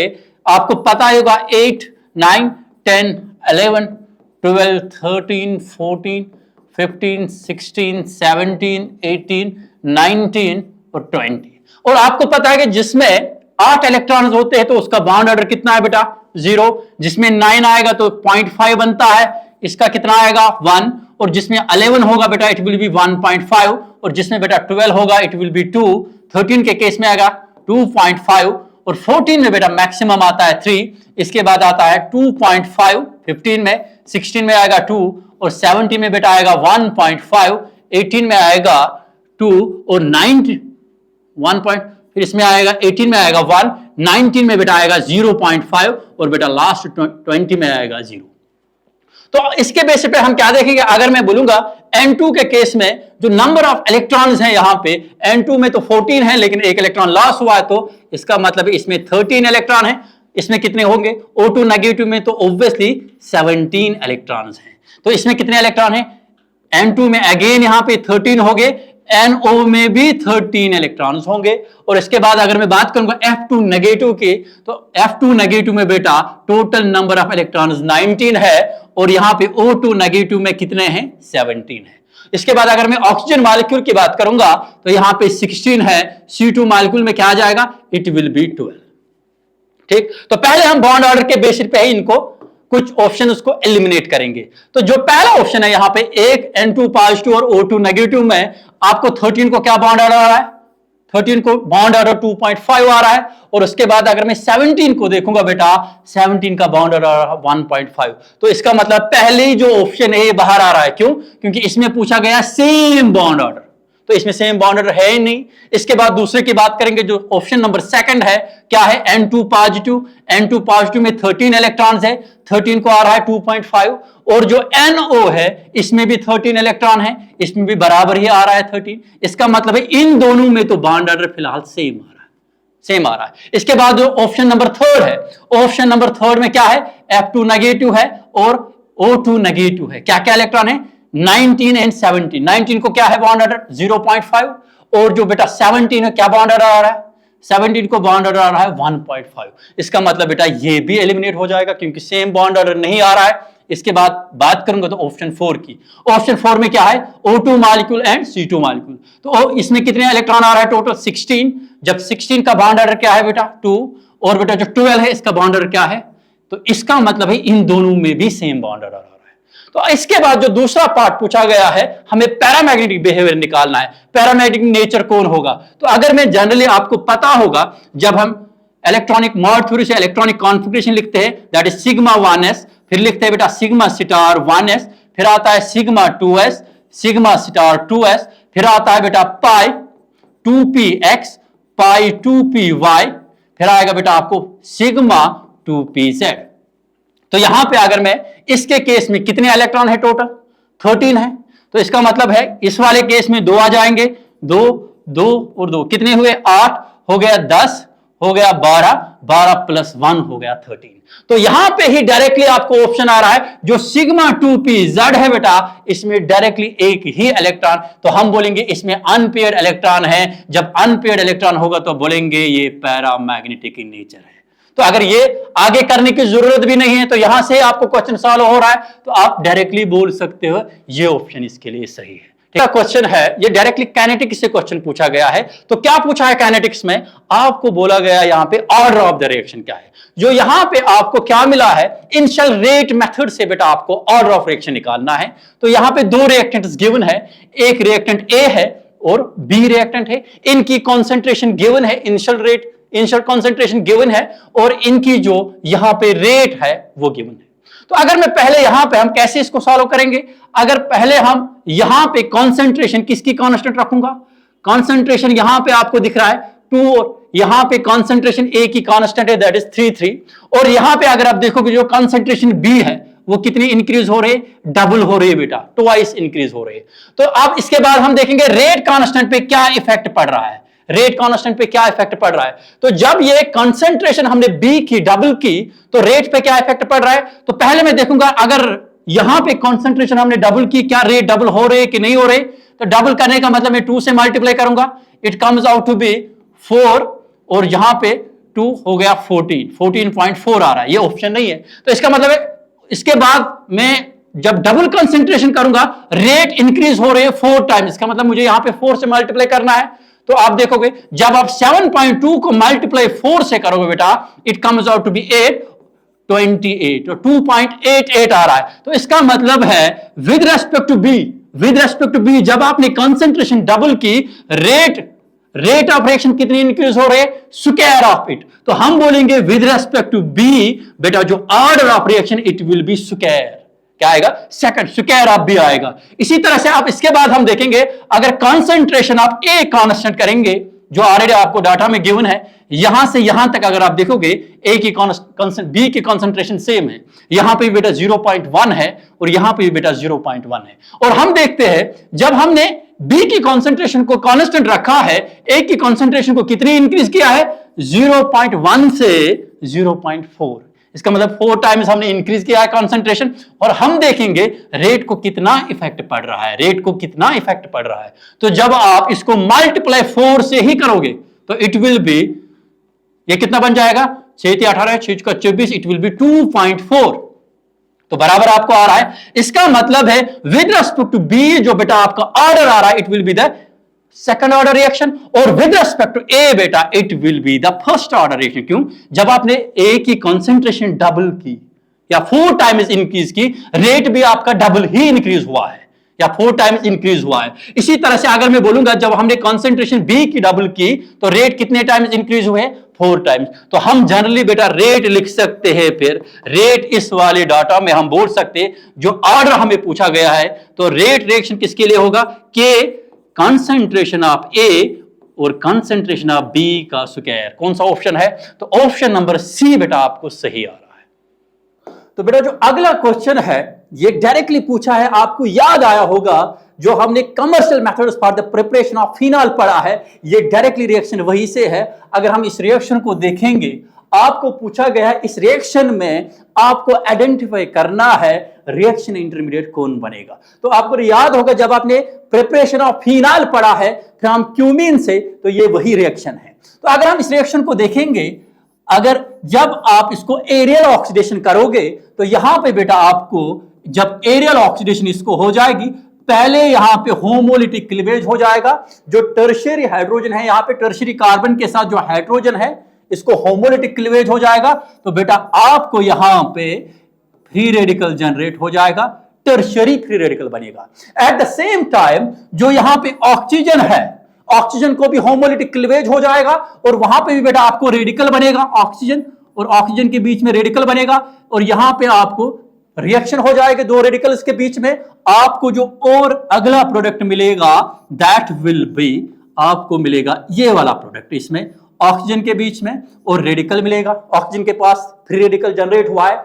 अब इसके बाद जो सॉल्यूशन में वाटर है उसको भी होमोलिटिक क्लीवेज हो जाएगा, तो उसकी वजह से वहां पे हाइड्रोजन रेडिकल जनरेट हो जाएगा। ये जो हाइड्रोजन रेडिकल है बेटा, ये रिएक्ट करेगा ऑक्सीजन रेडिकल के साथ, तो आपको मिलेगा बेटा यहां पे ऐसा प्रोडक्ट आपको मिलेगा, ऑक्सीजन पेरोक्साइड लिंकेज मिलेगा, और यहां पे आपको ये रिएक्शन इंटरमीडिएट है। लेकिन इसके बाद इसने हमें क्वेश्चन पूछा है खाली ए। अब ध्यान दो, इंपॉर्टेंट क्वेश्चन है। इसके बाद जो अगला स्टेप है, इसने इसमें एसिड हाइड्रोलिसिस किया है। तो एसिड हाइड्रोलिसिस में बेटा आपको पता ही होगा, जब हम इसको एसिड हाइड्रोलिसिस होगी तो इसके बाद इसमें जब आपको याद आया होगा, इसमें माइग्रेशन ऑफ फिनॉल हो जाएगी, तो आपको ऐसा इसमें वाटर बाहर निकलेगा, क्योंकि प्रोटोनेशन हो जाएगी, इस पे वाटर बाहर निकलेगा। आपका अगला जो रिएक्शन इंटरमीडिएट होगा दैट विल बी, ध्यान दो बेटा, दैट विल बी वो ऐसा रिएक्शन इंटरमीडिएट आपको मिलेगा फिनॉल, यहां पे रीअरेंज हो जाएगा फिनॉल, ये इस ऑक्सीजन के साथ मिलेगा, ठीक है बेटा, और यहां पे बेटा पॉजिटिव चार्ज आएगा। लेकिन ये कब बनेगा? जब आप इसको एसिड हाइड्रोलिसिस करोगे। हमें वो पूछा ही नहीं, हमें क्वेश्चन सिर्फ आपको बोला गया है जब इसको एरियल ऑक्सीडेशन हो जाती है इन प्रेजेंस ऑफ लाइट, उस टाइम बेटा आपको रिएक्शन इंटरमीडिएट को आइडेंटिफाई करना है। So on the base of this reaction mechanism it will be the option 3, जो बेटा सही है आंसर इस क्वेश्चन के लिए। तो जो बेटा इसके तो बेटा जो अगला क्वेश्चन है यहां पे, ये डायरेक्टली पूछा है, आपको पूछा है यहां पे, आप हमें बोलो जो आपके पास 3D XY है, इसके पास कितने नोडल प्लेन्स हैं। तो आपको याद आया होगा, अगर मैं नोडल प्लेन की बात करूं, या इसका दूसरा नाम है बेटा एंगुलर प्लेन भी हम इसको, या एंगुलर नोड भी हम इसको बोलते हैं। ये हमेशा अगर आपको किसी भी ऑर्बिटल के लिए निकालना है, तो आपका जो नंबर ऑफ नोडल प्लेन्स है बेटा, वो बराबर होते हैं L के। तो आपको पता है इसके लिए जो अगर मैं बोलूंगा डी सब शेल का जो L वैल्यू है, इसका L वैल्यू बेटा 2 आएगा, तो हम डायरेक्टली बोलेंगे इसका जो नोड्स है या नोडल प्लेन्स है वो 2 है। अब और एक क्वेश्चन इसमें पूछ सकता है, कभी कभार आपको पूछा जाएगा ये जो 2 नोडल प्लेन्स है ये किस एक्सिस में बिलोंग करते हैं। तो अब ध्यान दो, आप कैसे डायरेक्टली याद करोगे इसको, या डायरेक्टली कैसे आइडेंटिफाई करोगे आप? जो एक्सिस गिवन है उन्हीं एक्सिस में और जो एक एक्सिस है, क्योंकि आपको पता ही है 3 एक्सिस यूजुअली आपको मिलेंगे, एक्स एक्सिस, वाई एक्सिस और जेड एक्सिस। 2 है ऑलरेडी गिवन, एक्स और वाई प्लेन ऑलरेडी इसके गिवन है। इसका मतलब है जो ये 2 प्लेन्स है ये बिलोंग करते हैं, एक शाबाश, एक्स जेड के साथ प्लेन होगा इसका एक प्लेन एक्स जेड के साथ होगा, और जो बेटा दूसरा प्लेन होगा that will be Y Z plane. Clear ना? यही 2 प्लेन्स होंगे इसमें प्रेजेंट। अगर यहां पे आपको प्लेन का नाम नहीं पूछा है, यहां पे डायरेक्टली पूछा आपको कितने प्लेन्स हैं, वो डायरेक्टली आप L से निकाल सकते हो। और साथ में अगर कभी कभार पूछा जाएगा बेटा ये जो 2 प्लेन्स हैं इनके एक्सिस भी साथ में लिखो, तो इसमें जो 2 प्लेन्स हैं that will be X Z and Y Z. इसी तरह से अगर कभी कभार इसने किसी और के लिए डी के लिए पूछा है, तो ऐसे करके आप इजीली उनको इवैल्यूएट कर सकते हो। तो इसके बाद जो अगला क्वेश्चन है बेटा, ये स्टेटमेंट बेसिस पे क्वेश्चन है। क्या पूछा है इसने? बोला जो टेम्परेचर है ये इंटेंसिव प्रॉपर्टी है। पहला स्टेटमेंट जो बोल रहा है बेटा टेम्परेचर इंटेंसिव प्रॉपर्टी है, ये हमें पता है ये इंटेंसिव प्रॉपर्टी है। दूसरे बात जो बोल रहा है entropy is a state function, क्योंकि इसमें भी जो एंट्रोपी है वो हम यूजुअली चेंज निकालते हैं फाइनल माइनस इनिशियल करके। जो तीसरा स्टेटमेंट बोल रहा है, ये बोल रहा है जो भी स्पॉन्टेनियस प्रोसेस होगा इट ऑलवेज फास्ट। जरूरी नहीं है बेटा। अगर मैं पहले इंटेंसिव की बात करूंगा, आपको याद दिलाऊंगा, अगर मैं ले रहा हूं सपोज टू बी, अगर मैं ले रहा हूं किसी बीकर में 50 लीटर ऑफ वाटर, और दूसरे बीकर में बेटा ले रहा हूं, ध्यान दो, दूसरे में ले रहा हूं 10 लीटर ऑफ वाटर। अमाउंट में तो वेरिएशन है, 50 लीटर अलग है, 10 लीटर में अलग है। क्लियर है ना? तो इन दोनों में अगर मैं बोलूंगा तो अमाउंट में डिफरेंस है, लेकिन अगर मैं बोलूंगा इसका जो बॉइलिंग पॉइंट होगा बेटा, इसका जो बॉइलिंग पॉइंट है और इसका जो बॉइलिंग पॉइंट है वो क्या है? वो क्या है बेटा? वो सेम है, चाहे आपके पास 50 लीटर क्यों ना हो या आपके पास 10 लीटर क्यों ना हो, इन दोनों में जो बॉइलिंग पॉइंट होगा बेटा वो सेम होगा। तो हम बोल सकते हैं ये जो टेम्परेचर है फिर बेटा ये डायरेक्टली हम बोल सकते हैं ये इंटेंसिव प्रॉपर्टी है। सही स्टेटमेंट है। दूसरा जो बोल रहा है, क्योंकि आपने पढ़ा होगा जो डिफरेंट फंक्शंस हम थर्मोडायनेमिक्स में पढ़ते हैं, यूजुअली आप चाहे डेल्टा एच होगा, डेल्टा एस होगा, या इवन डेल्टा ई है, that is the internal energy, आप हमेशा चेंज निकालते हो और ऑब्वियसली ये स्टेट फंक्शन होते हैं, depends upon the initial and final पे। सही बात है। तीसरा जो बात इसने बोला है, क्या बोला है, जो भी स्पॉन्टेनियस प्रोसेस है वो हमेशा फास्ट है, ये जरूरी नहीं है। आपके पास बेस्ट एग्जांपल है रस्टिंग ऑफ आयरन। जो रस्टिंग ऑफ आयरन है बेटा वो स्पॉन्टेनियस है, लेकिन इट टेक्स इयर्स, इसमें बहुत ज्यादा टाइम लगता है कंप्लीट होने में, लेकिन स्पॉन्टेनियस है। तो हम बोलेंगे फर्स्ट और सेकंड स्टेटमेंट सही है, थर्ड स्टेटमेंट सही नहीं है। इसके बेसिस पे जो बेटा आपको ऑप्शन मिल रहा है, कौन कौन सा है, ओनली फर्स्ट एंड थर्ड, तो आपको जो ऑप्शन मिल रहा है option A, first and second statement सही है। तो इसके बाद जो अगला क्वेश्चन है ये भी स्टेटमेंट के बेसिस पे ही है, स्टेटमेंट के ही। अगर हम पहला स्टेटमेंट इसने बोला है, ध्यान दो, पहला जो स्टेटमेंट है इसने बोला molecular for the reaction can be fractionals, ये तो गलत बात है। ऑलरेडी हमें आपको याद आया होगा जो मॉलिक्यूलरिटी है ये कभी फ्रैक्शन में नहीं होगा, क्लियर है ना बेटा, ये 1 2 3 4 में होगा लेकिन फ्रैक्शन में नहीं है, इसका मतलब है पहला स्टेटमेंट गलत है बेटा। उसके बाद हम बात करते हैं order of reaction can B zero, सही बात है, ऑर्डर ऑफ रिएक्शन जीरो हो सकती है। तीसरी बात जो है for the first order reaction the units are second inverse, अगर आपको याद होगा हम कैसे निकालते हैं यूनिट्स कैसे निकालते हैं ऑर्डर ऑफ रिएक्शन के लिए, आपको याद आया होगा हम लिखते थे मोल पर लीटर, फिर लिखते थे बेटा, याद करो आप, हम लिखते हैं 1 माइनस एन इंटू सेकेंड करते थे, याद आया, वेरी गुड। तो यहां पे जो ऑर्डर है कौन सा बोला है इसने, फर्स्ट बोला है, तो अगर आप इसको मोल पर लीटर फिर 1 माइनस 1 लिखोगे 0, एनीथिंग पावर 0 इक्वल टू 1, तो बेटा आपको सेकंड इनवर्स यहां पे आंसर आ रहा है। तो इसका मतलब ये भी सही है। तो अगर nth ऑर्डर रिएक्शन के लिए है तो nth ऑर्डर के लिए आप ऐसे ही रिएक्शन लिखोगे, उसमें भी तो ऑब्वियसली आएगा मोल पर लीटर पर सेकंड ही आएगा।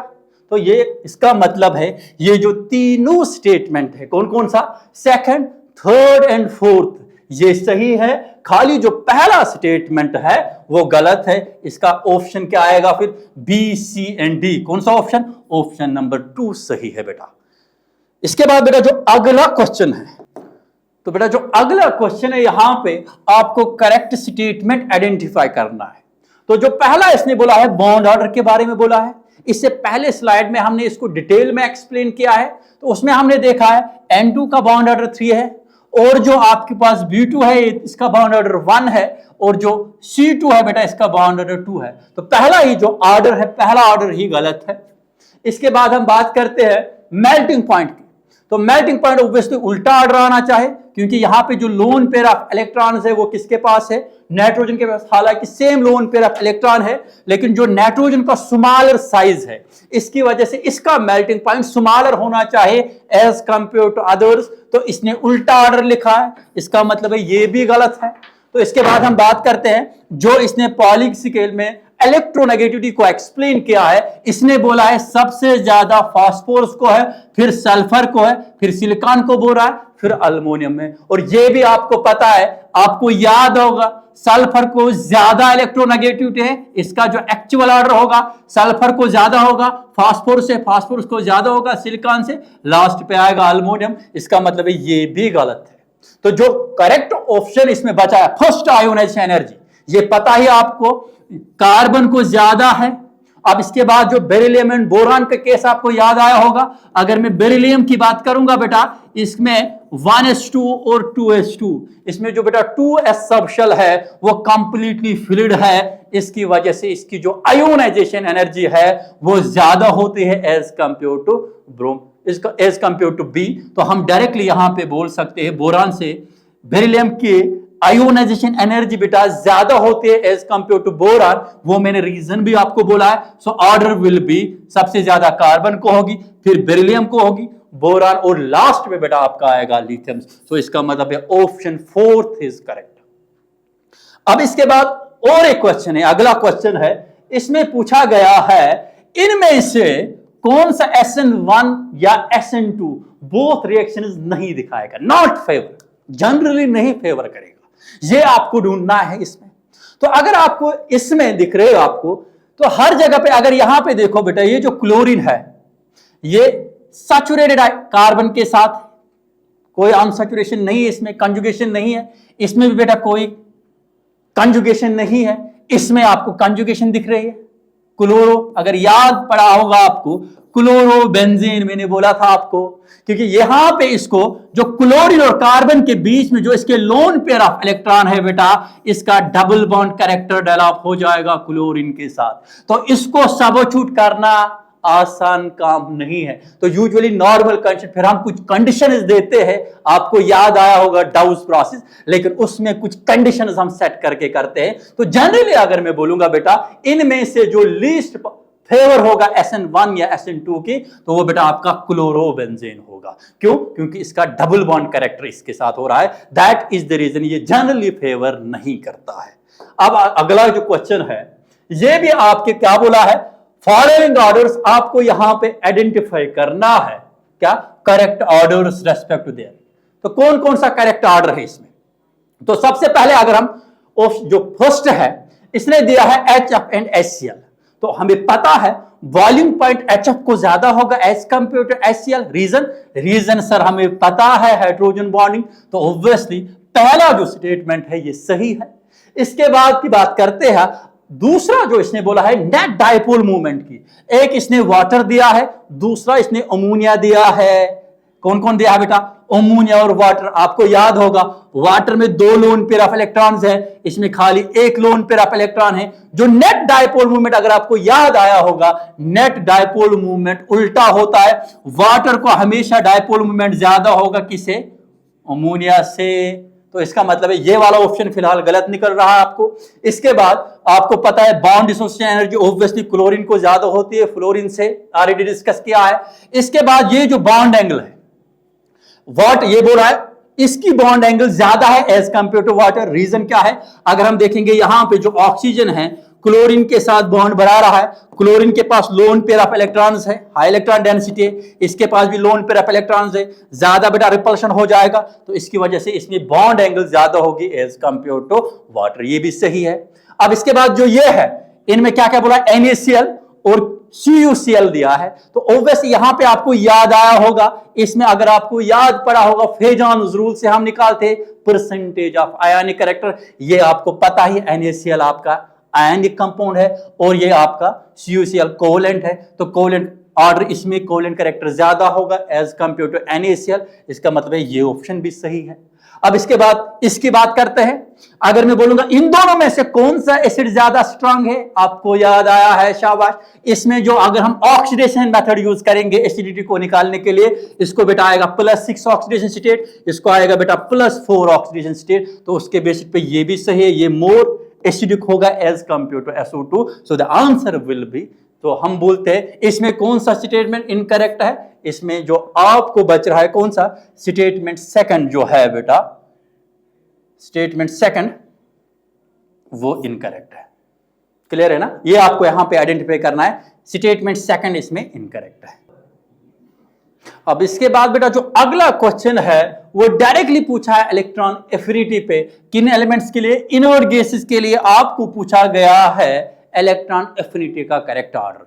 तो इसमें भी आपको याद आया होगा जो थर्ड पीरियड्स होते हैं जनरली, जैसे बेटा आपके पास फ्लोरीन एंड क्लोरीन है, एक एग्जांपल मैं दे रहा हूं, फ्लोरीन सेकंड पीरियड में बिलोंग करता है और क्लोरीन बेटा थर्ड पीरियड में बिलोंग करता है। और हमें पता है जो इलेक्ट्रॉन एफिनिटी होती है, इलेक्ट्रॉन एफिनिटी थर्ड पीरियड की ज्यादा होती है as compare to second period. Reason है इसका स्मॉलर साइज होता है, इसकी वजह से जो इनकमिंग इलेक्ट्रॉन होता है, जो ऐड होता है, उसके बीच में रिपल्शन ज्यादा होती है। उसकी वजह से जो यहां पे इलेक्ट्रॉन एफिनिटी क्लोरीन की या थर्ड पीरियड की ज्यादा होती है सेकंड पीरियड से, बिकॉज ऑफ सेकंड पीरियड में स्मॉलर साइज होगा।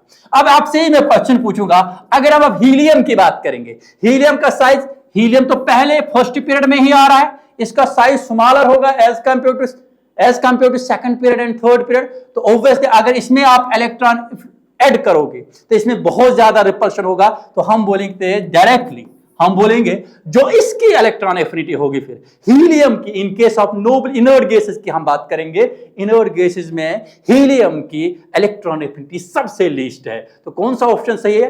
तो उसके बाद जनरल ट्रेंड फॉलो होते हैं, तो जो आपको हीलियम लास्ट पे आएगा, फिर इसके बाद आपको नियॉन आएगा, फिर शाबाश क्रिप्टॉन आएगा, जीनॉन आएगा और लास्ट में बेटा आपको हीलियम आएगा। तो ये आपका सही आंसर है। तो इसका मतलब है ऑप्शन नंबर 3 सही है।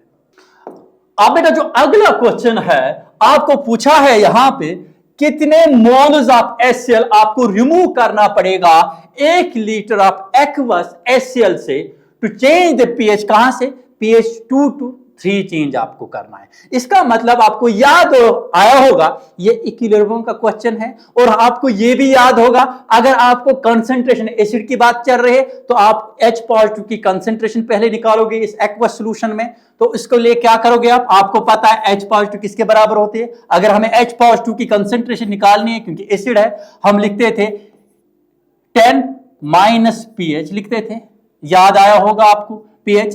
तो मुझे बोलो जो पहला pH क्या है? pH 2 है। तो मुझे बोलो उसमें H पॉजिटिव की कंसंट्रेशन कितनी होगी?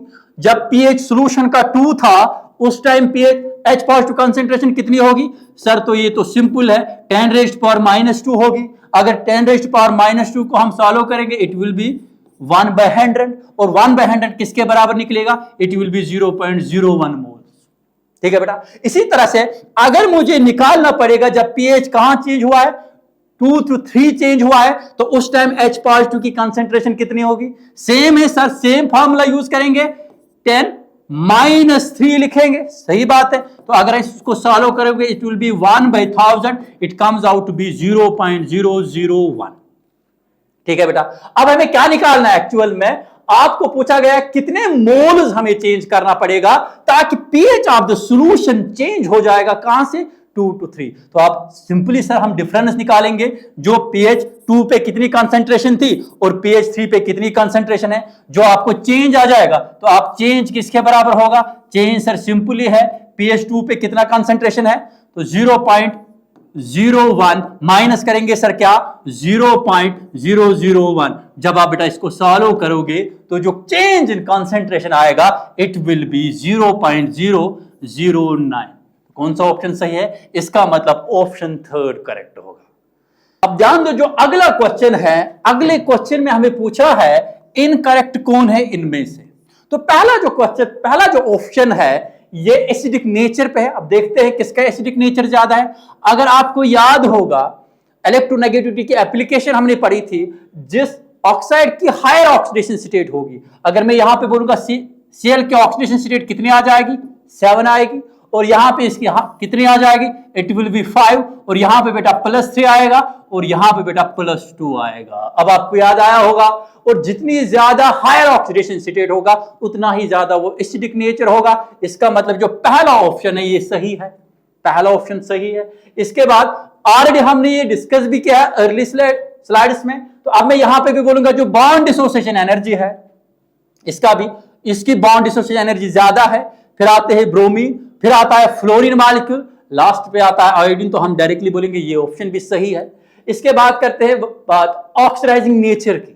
तो कौन सा सबसे ज्यादा ऑक्सीडाइजिंग नेचर भी सही है, क्योंकि इसके यहां पे +7 ऑक्सीडेशन स्टेट है, यहां पे बेटा +2 ऑक्सीडेशन स्टेट है। इनमें बीच में तो ऐसे आप डायरेक्टली निकालोगे, तो इसका मतलब ये जो थर्ड वाला ऑप्शन है ये भी ऑक्सीडाइजिंग नेचर सही दिखा रहा है। लेकिन जब हम फोर्थ की बात करेंगे, जब मेल्टिंग पॉइंट की बात आएंगी, तो यहां पे जो आप फ्लोरीन मॉलिक्यूल की बात करते हैं, इसका स्मॉलर साइज है, स्मॉलर साइज के साथ 2 lone pair of 3 lone pair of electrons भी हैं हर एक फ्लोरीन एटम पे। तो इसके बीच में जो रिपल्शन बहुत ज्यादा है, तो इनका हमेशा बेटा याद रखना, इनका जो मेल्टिंग पॉइंट होगा वो कम होगा एज कंपेयर टू दिस। तो इसका मतलब है इसका जो करेक्ट ऑर्डर होगा it will B I2 followed by Br2 followed by Cl2, और बेटा लास्ट पे आएगा फ्लोरीन मॉलिक्यूल। रीजन क्या है? बिकॉज इसमें बहुत ज्यादा रिपल्शन हो रही है, इसकी वजह से मेल्टिंग पॉइंट इसका सबसे कम होगा। अब बेटा जो अगला क्वेश्चन है, तो अगले क्वेश्चन में भी ये भी एक कन्वर्जन रिएक्शन है। इसमें क्या लिया है इसने इथाइल बेंजीन को बेटा ट्रीट किया है डिफरेंट रिएजेंट्स के साथ, और बेटा आपको यहां पे प्रोडक्ट डी बन रहा है, फाइनल प्रोडक्ट। आपको यही डी प्रोडक्ट जो है, फाइनल प्रोडक्ट जो है, ये डी प्रोडक्ट क्या बन रहा है वो हमें आइडेंटिफाई करना है। तो आपको याद आया होगा, जब हम चाहे हम इथाइल की बात करेंगे या मिथाइल भी हो सकता है कभी कभार, ये इथाइल बेंजेन है, जब हम इसको ऑक्सीडेशन कराते हैं KMnO4 के साथ, रिएक्शन याद आई, इन प्लस KOH, तो बेटा यहां पे ये सारा ऑक्सीडाइज हो जाता है, तो बेटा आपको मिलता था, याद आया होगा, बेंजोइक एसिड आपको मिला। ठीक है बेटा। अब इसके बाद जो ये बेंजोइक एसिड है, इसको ये फर्दर ट्रीट करता है किसके साथ? ब्रोमीन के साथ, Br2 के साथ, in presence of FeCl3। Clear है बेटा। और हमें पता है जो ये COOH है, कार्बोक्सिलिक एसिड है बेटा, ये दिखाता है -R इफेक्ट। जब ये -R इफेक्ट दिखाएगा, ऑब्वियसली ये इलेक्ट्रॉन डेंसिटी डिक्रीज करेगा। कहां पे शाबाश, कहां पे? एक तो ये इलेक्ट्रॉन डेंसिटी डिक्रीज करेगा कहां पे? ऑर्थो पे और पैरा पे। तो ज्यादा इलेक्ट्रॉन डेंसिटी कहां पे होगी? मेटा पे ज्यादा इलेक्ट्रॉन डेंसिटी होगी। क्लियर है ना? As compare to ortho and para. जो यहां से Br निकलता है as a Br positive, as electrophile, वो यहां पे कहां पे अटैक करेगा? Obviously it will attack to the meta position. क्यों? क्योंकि मेटा पे इसकी इलेक्ट्रॉन डेंसिटी ज्यादा है बेटा। तो आपको मिलेगा यहां पे COOH और साथ में बेटा Br निकलेगा, जिसका हम बोलते हैं मेटा ब्रोमो बेंजोइक एसिड। तो ये जो मेटा ब्रोमो बेंजोइक एसिड है और एक स्टेप करा रहा है, एसिड H पॉजिटिव के साथ in presence of ethanol C2H5OH। आपको याद आया एस्टरिफिकेशन रिएक्शन। तो यहां पे बेटा जो आपको प्रोडक्ट मिलेगा D, तो ये कार्बोक्सिलिक एसिड के साथ रिएक्ट करेगा, आपको बेटा मिलेगा यहां पे COO C2H5 और बेटा यहां पे मेटा पोजीशन पे बेटा ब्रोमीन मिलेगा। सो द करेक्ट ऑप्शन कौन होगी इनमें से? So obviously the option first is correct. यहां पे इसने C2H5 लिखा है। ठीक है बेटा। इसके बाद हम अगले क्वेश्चन को देखते हैं। जो अगला क्वेश्चन इसने दिया है, आप इसको अच्छी तरह से देखो। जो अगला, अब बेटा जो अगला क्वेश्चन है यहां पे, ये दो सेल हाफ रिएक्शंस गिवन है। एक सेल हाफ रिएक्शन में आयरन बेटा, आयरन कन्वर्ट हो रहा है Fe डाइपॉजिटिव में, दूसरे सेल हाफ रिएक्शन में दिखा रहा है ऑक्सीडेशन हो रही है किसकी? Cu, कन्वर्ट हो रहा है बेटा Cu डाइपॉजिटिव में। तो अगर मैं देखूंगा यहां पे भी on the base of oxidation potential, iron का ऑक्सीडेशन पोटेंशियल ज्यादा है एज कंपेयर टू Cu से, तो इसका मतलब है यहां पे ही डायरेक्टली मैं समझूंगा ये जो आयरन है इसको ऑक्सीडेशन होगी, क्योंकि पोटेंशियल पे मुझे समझ आ रहा है, इसको ऑक्सीडेशन होगी। और जो ये कॉपर है, क्योंकि इसका जो ऑक्सीडेशन पोटेंशियल है वो -0.32 है, इसका मतलब है इसको इस रिएक्शन में रिडक्शन होगी फिर, क्योंकि इसका ऑक्सीडेशन पोटेंशियल कम है एज कंपेयर टू आयरन। तो अगर मैं दोनों सेल रिएक्शन लिखूंगा, पहले अगर मैं ऑक्सीडेशन की बात करूंगा, ऑक्सीडेशन बेटा किसको होगी? ऑक्सीडेशन होगी आयरन को। जब आयरन को ऑक्सीडेशन होगी बेटा, आयरन कन्वर्ट होगा Fe डाइपॉजिटिव प्लस बेटा 2 इलेक्ट्रॉन देंगे। इसी तरह से जो दूसरी सेल हाफ रिएक्शन है, इसमें रिडक्शन हाफ सेल जो है बेटा, रिडक्शन हाफ सेल जो है, जो हम हाफ सेल की बात कर रहे हैं रिडक्शन की, तो इसमें बेटा जो कॉपर डाइपॉजिटिव है, कॉपर डाइपॉजिटिव 2 इलेक्ट्रॉन्स को गेन करेगा, कन्वर्ट हो जाएगा Cu में। ठीक है बेटा। अब यहां पे आप डायरेक्टली स्टेटमेंट को आइडेंटिफाई कर सकते हो। यहां पे एक्चुअली Cu डाइपॉजिटिव है जो Fe को ऑक्सीडाइज करा रहा है, किसमें? Fe डाइपॉजिटिव में। तो कौन सा स्टेटमेंट सही है? तो ऑब्वियसली यहां पे Cu डाइपॉजिटिव जो ऑक्सीडाइज कर रहा है आयरन को, यही सही है। फिर इसका मतलब ऑप्शन नंबर 2 सही है इस क्वेश्चन के लिए। तो अब हम देखते हैं, अब जो अगला क्वेश्चन है ये काइनेटिक्स से पूछा है। इसमें आपको डिफरेंट ग्राफ्स है, आपको आइडेंटिफाई करना है कौन सा सही है कौन सा गलत है। तो जो पहला ग्राफ है बेटा, इसने एक ग्राफ दिया है जीरो ऑर्डर रिएक्शन के लिए, किसके बीच में? Rate versus concentration. आपको याद पड़ा है, in case of zero order reaction में चाहे आप कंसंट्रेशन को इंक्रीज करो या डिक्रीज करो बेटा, रेट पे कोई इफेक्ट नहीं पड़ता है। इसका मतलब यह आएगा parallel to the concentration axis. तो हम बोलेंगे जो पहला ग्राफ है ये सही है जीरो ऑर्डर के लिए। इसी तरह से अगर आपको याद पड़ा है इंटीग्रेटेड रेट एक्सप्रेशन, तो जब आपको उसमें जब हम इंटीग्रेटेड रेट एक्सप्रेशन लिखते हैं किसके लिए, जीरो ऑर्डर के लिए, तो जीरो ऑर्डर जो कंसंट्रेशन डिक्रीज हो जाएगा विद टाइम, तो इसका मतलब दूसरा भी सही है। तो तीसरे की मैं बात करूं, ये फर्स्ट ऑर्डर के लिए बोला इसने। अगर हम फर्स्ट ऑर्डर की बात करेंगे तो वो भी उसमें अगर आपको इक्वेशन याद आया, that is ln of A naught minus ln of A equal to N K T. तो यहां पे भी आप डायरेक्टली बोल सकते हो जो कॉन्सेंट्रेशन ऑफ द रिएक्टेंट्स है वो डिक्रीज हो जाएगा बेटा टाइम के साथ। इसका मतलब है ये वाला जो ग्राफ है ये भी सही है। तो उसके बाद तो और एक जो ग्राफ प्लॉट किया है ये भी बोला है फर्स्ट ऑर्डर के लिए, क्या, किसके बीच में, half life versus initial concentration. आपको पता है फर्स्ट ऑर्डर के लिए जो हाफ लाइफ पीरियड है that is equal to 0.693 divided by NK, और हमें यहां पे क्लियरली दिख रहा है जो half life period for the first order reaction है दैट इज कंसंट्रेशन इंडिपेंडेंट। हम बोलेंगे ये भी सही है। तो इसका मतलब है all correct, option A correct है। जो अगला क्वेश्चन है बेटा यहां पे आपको करेक्ट करने हैं, यहां पे स्टेटमेंट कौन सी सही है। जो पहला स्टेटमेंट इसने पूछा है कैटलिस्ट के बारे में पूछ रहा है, ये बोला catalyst does not changes the enthalpy of the reaction. ये सही है, क्यों, क्योंकि कैटलिस्ट चेंज करता है बेटा path of reaction, path of reaction. जो दूसरा स्टेटमेंट ये बोल रहा है कैटलिस्ट इनिशिएट करता है spontaneous and non spontaneous reaction, ये भी गलत है। कैटलिस्ट इनिशिएट नहीं करता है रिएक्शंस को। तीसरी बात जो बोल रहे हैं ये इफेक्ट ओनली जिनकी काइनेटिक, जिनकी एक्टिवेशन एनर्जी जीरो है, इसका मतलब है ये भी गलत है, ये भी गलत है। जो फोर्थ ऑप्शन है the value of rate constant is affected by the catalyst, obviously जब मैकेनिस्टिक पाथवे ही चेंज हो जाएगा तो रेट ऑफ रिएक्शन इंक्रीज भी करता है डिक्रीज भी करता है। इसका मतलब है fourth and first option is सही। तो यहां पे जो आपका करेक्ट आंसर मिलेगा that will B A and D, fourth option सही है बेटा। अब जो बेटा अगला क्वेश्चन है डायरेक्टली पूछा है इंक्रीजिंग ऑर्डर ऑफ एसिडिटी आपको देखने हैं इन कंपाउंड्स में। जो ये कंपाउंड्स है these are the derivative of acetic acid. तो अगर हम इनका स्ट्रक्चर बनाएंगे पहले, अगर हम लिखेंगे शाबाश अल्फा नाइट्रो एसिटिक एसिड, हम कैसे लिखेंगे, ये बेटा अल्फा कार्बन है, इसी अल्फा कार्बन पे आपको ऐड करना है NO2, ये बन गया अल्फा नाइट्रो एसिटिक एसिड। दूसरा जो बेटा है आपको that is fluoro, alpha fluoro acetic acid. और बेटा जो तीसरा है आपको that is alpha bromo acetic acid. और बेटा जो चौथा है वो है अल्फा साइनो एसिटिक एसिड। तो ये जो क्वेश्चन है आपने खुद एनालाइज किया है, ये इंडायरेक्ट इफेक्ट के बेसिस पे पूछा है इसने। तो आपको याद आया होगा सबसे ज्यादा माइनस आई इफेक्ट किसको है, NO2 को सर सबसे ज्यादा माइनस आई इफेक्ट है। इसके बाद किसको है, साइनो को है, साइनो के बाद किसको है, फ्लोरीन को है, फ्लोरीन के बाद किसको है, ब्रोमीन को है। तो इसका मतलब है सबसे ज्यादा एसिडिक कौन होगा, it will be the first one that is the alpha nitro acetic acid, सबसे ज्यादा एसिडिक होगा। जो ऑर्डर बेटा आपको आएगा अल्फा नाइट्रो एसिटिक सबसे ज्यादा होगा। इसके बाद बेटा कौन आएगा, obviously it will be the fourth one that is alpha cyano acetic acid. इसके बाद आएगा बेटा कौन, 2 आएगा, और बेटा 2 के बाद बेटा आएगा 3। सो the option first is correct, option first is correct.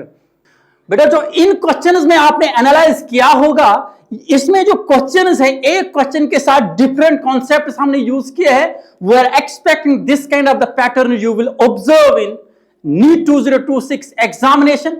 Wish you all the very best for your NEET examination. Let's crack it.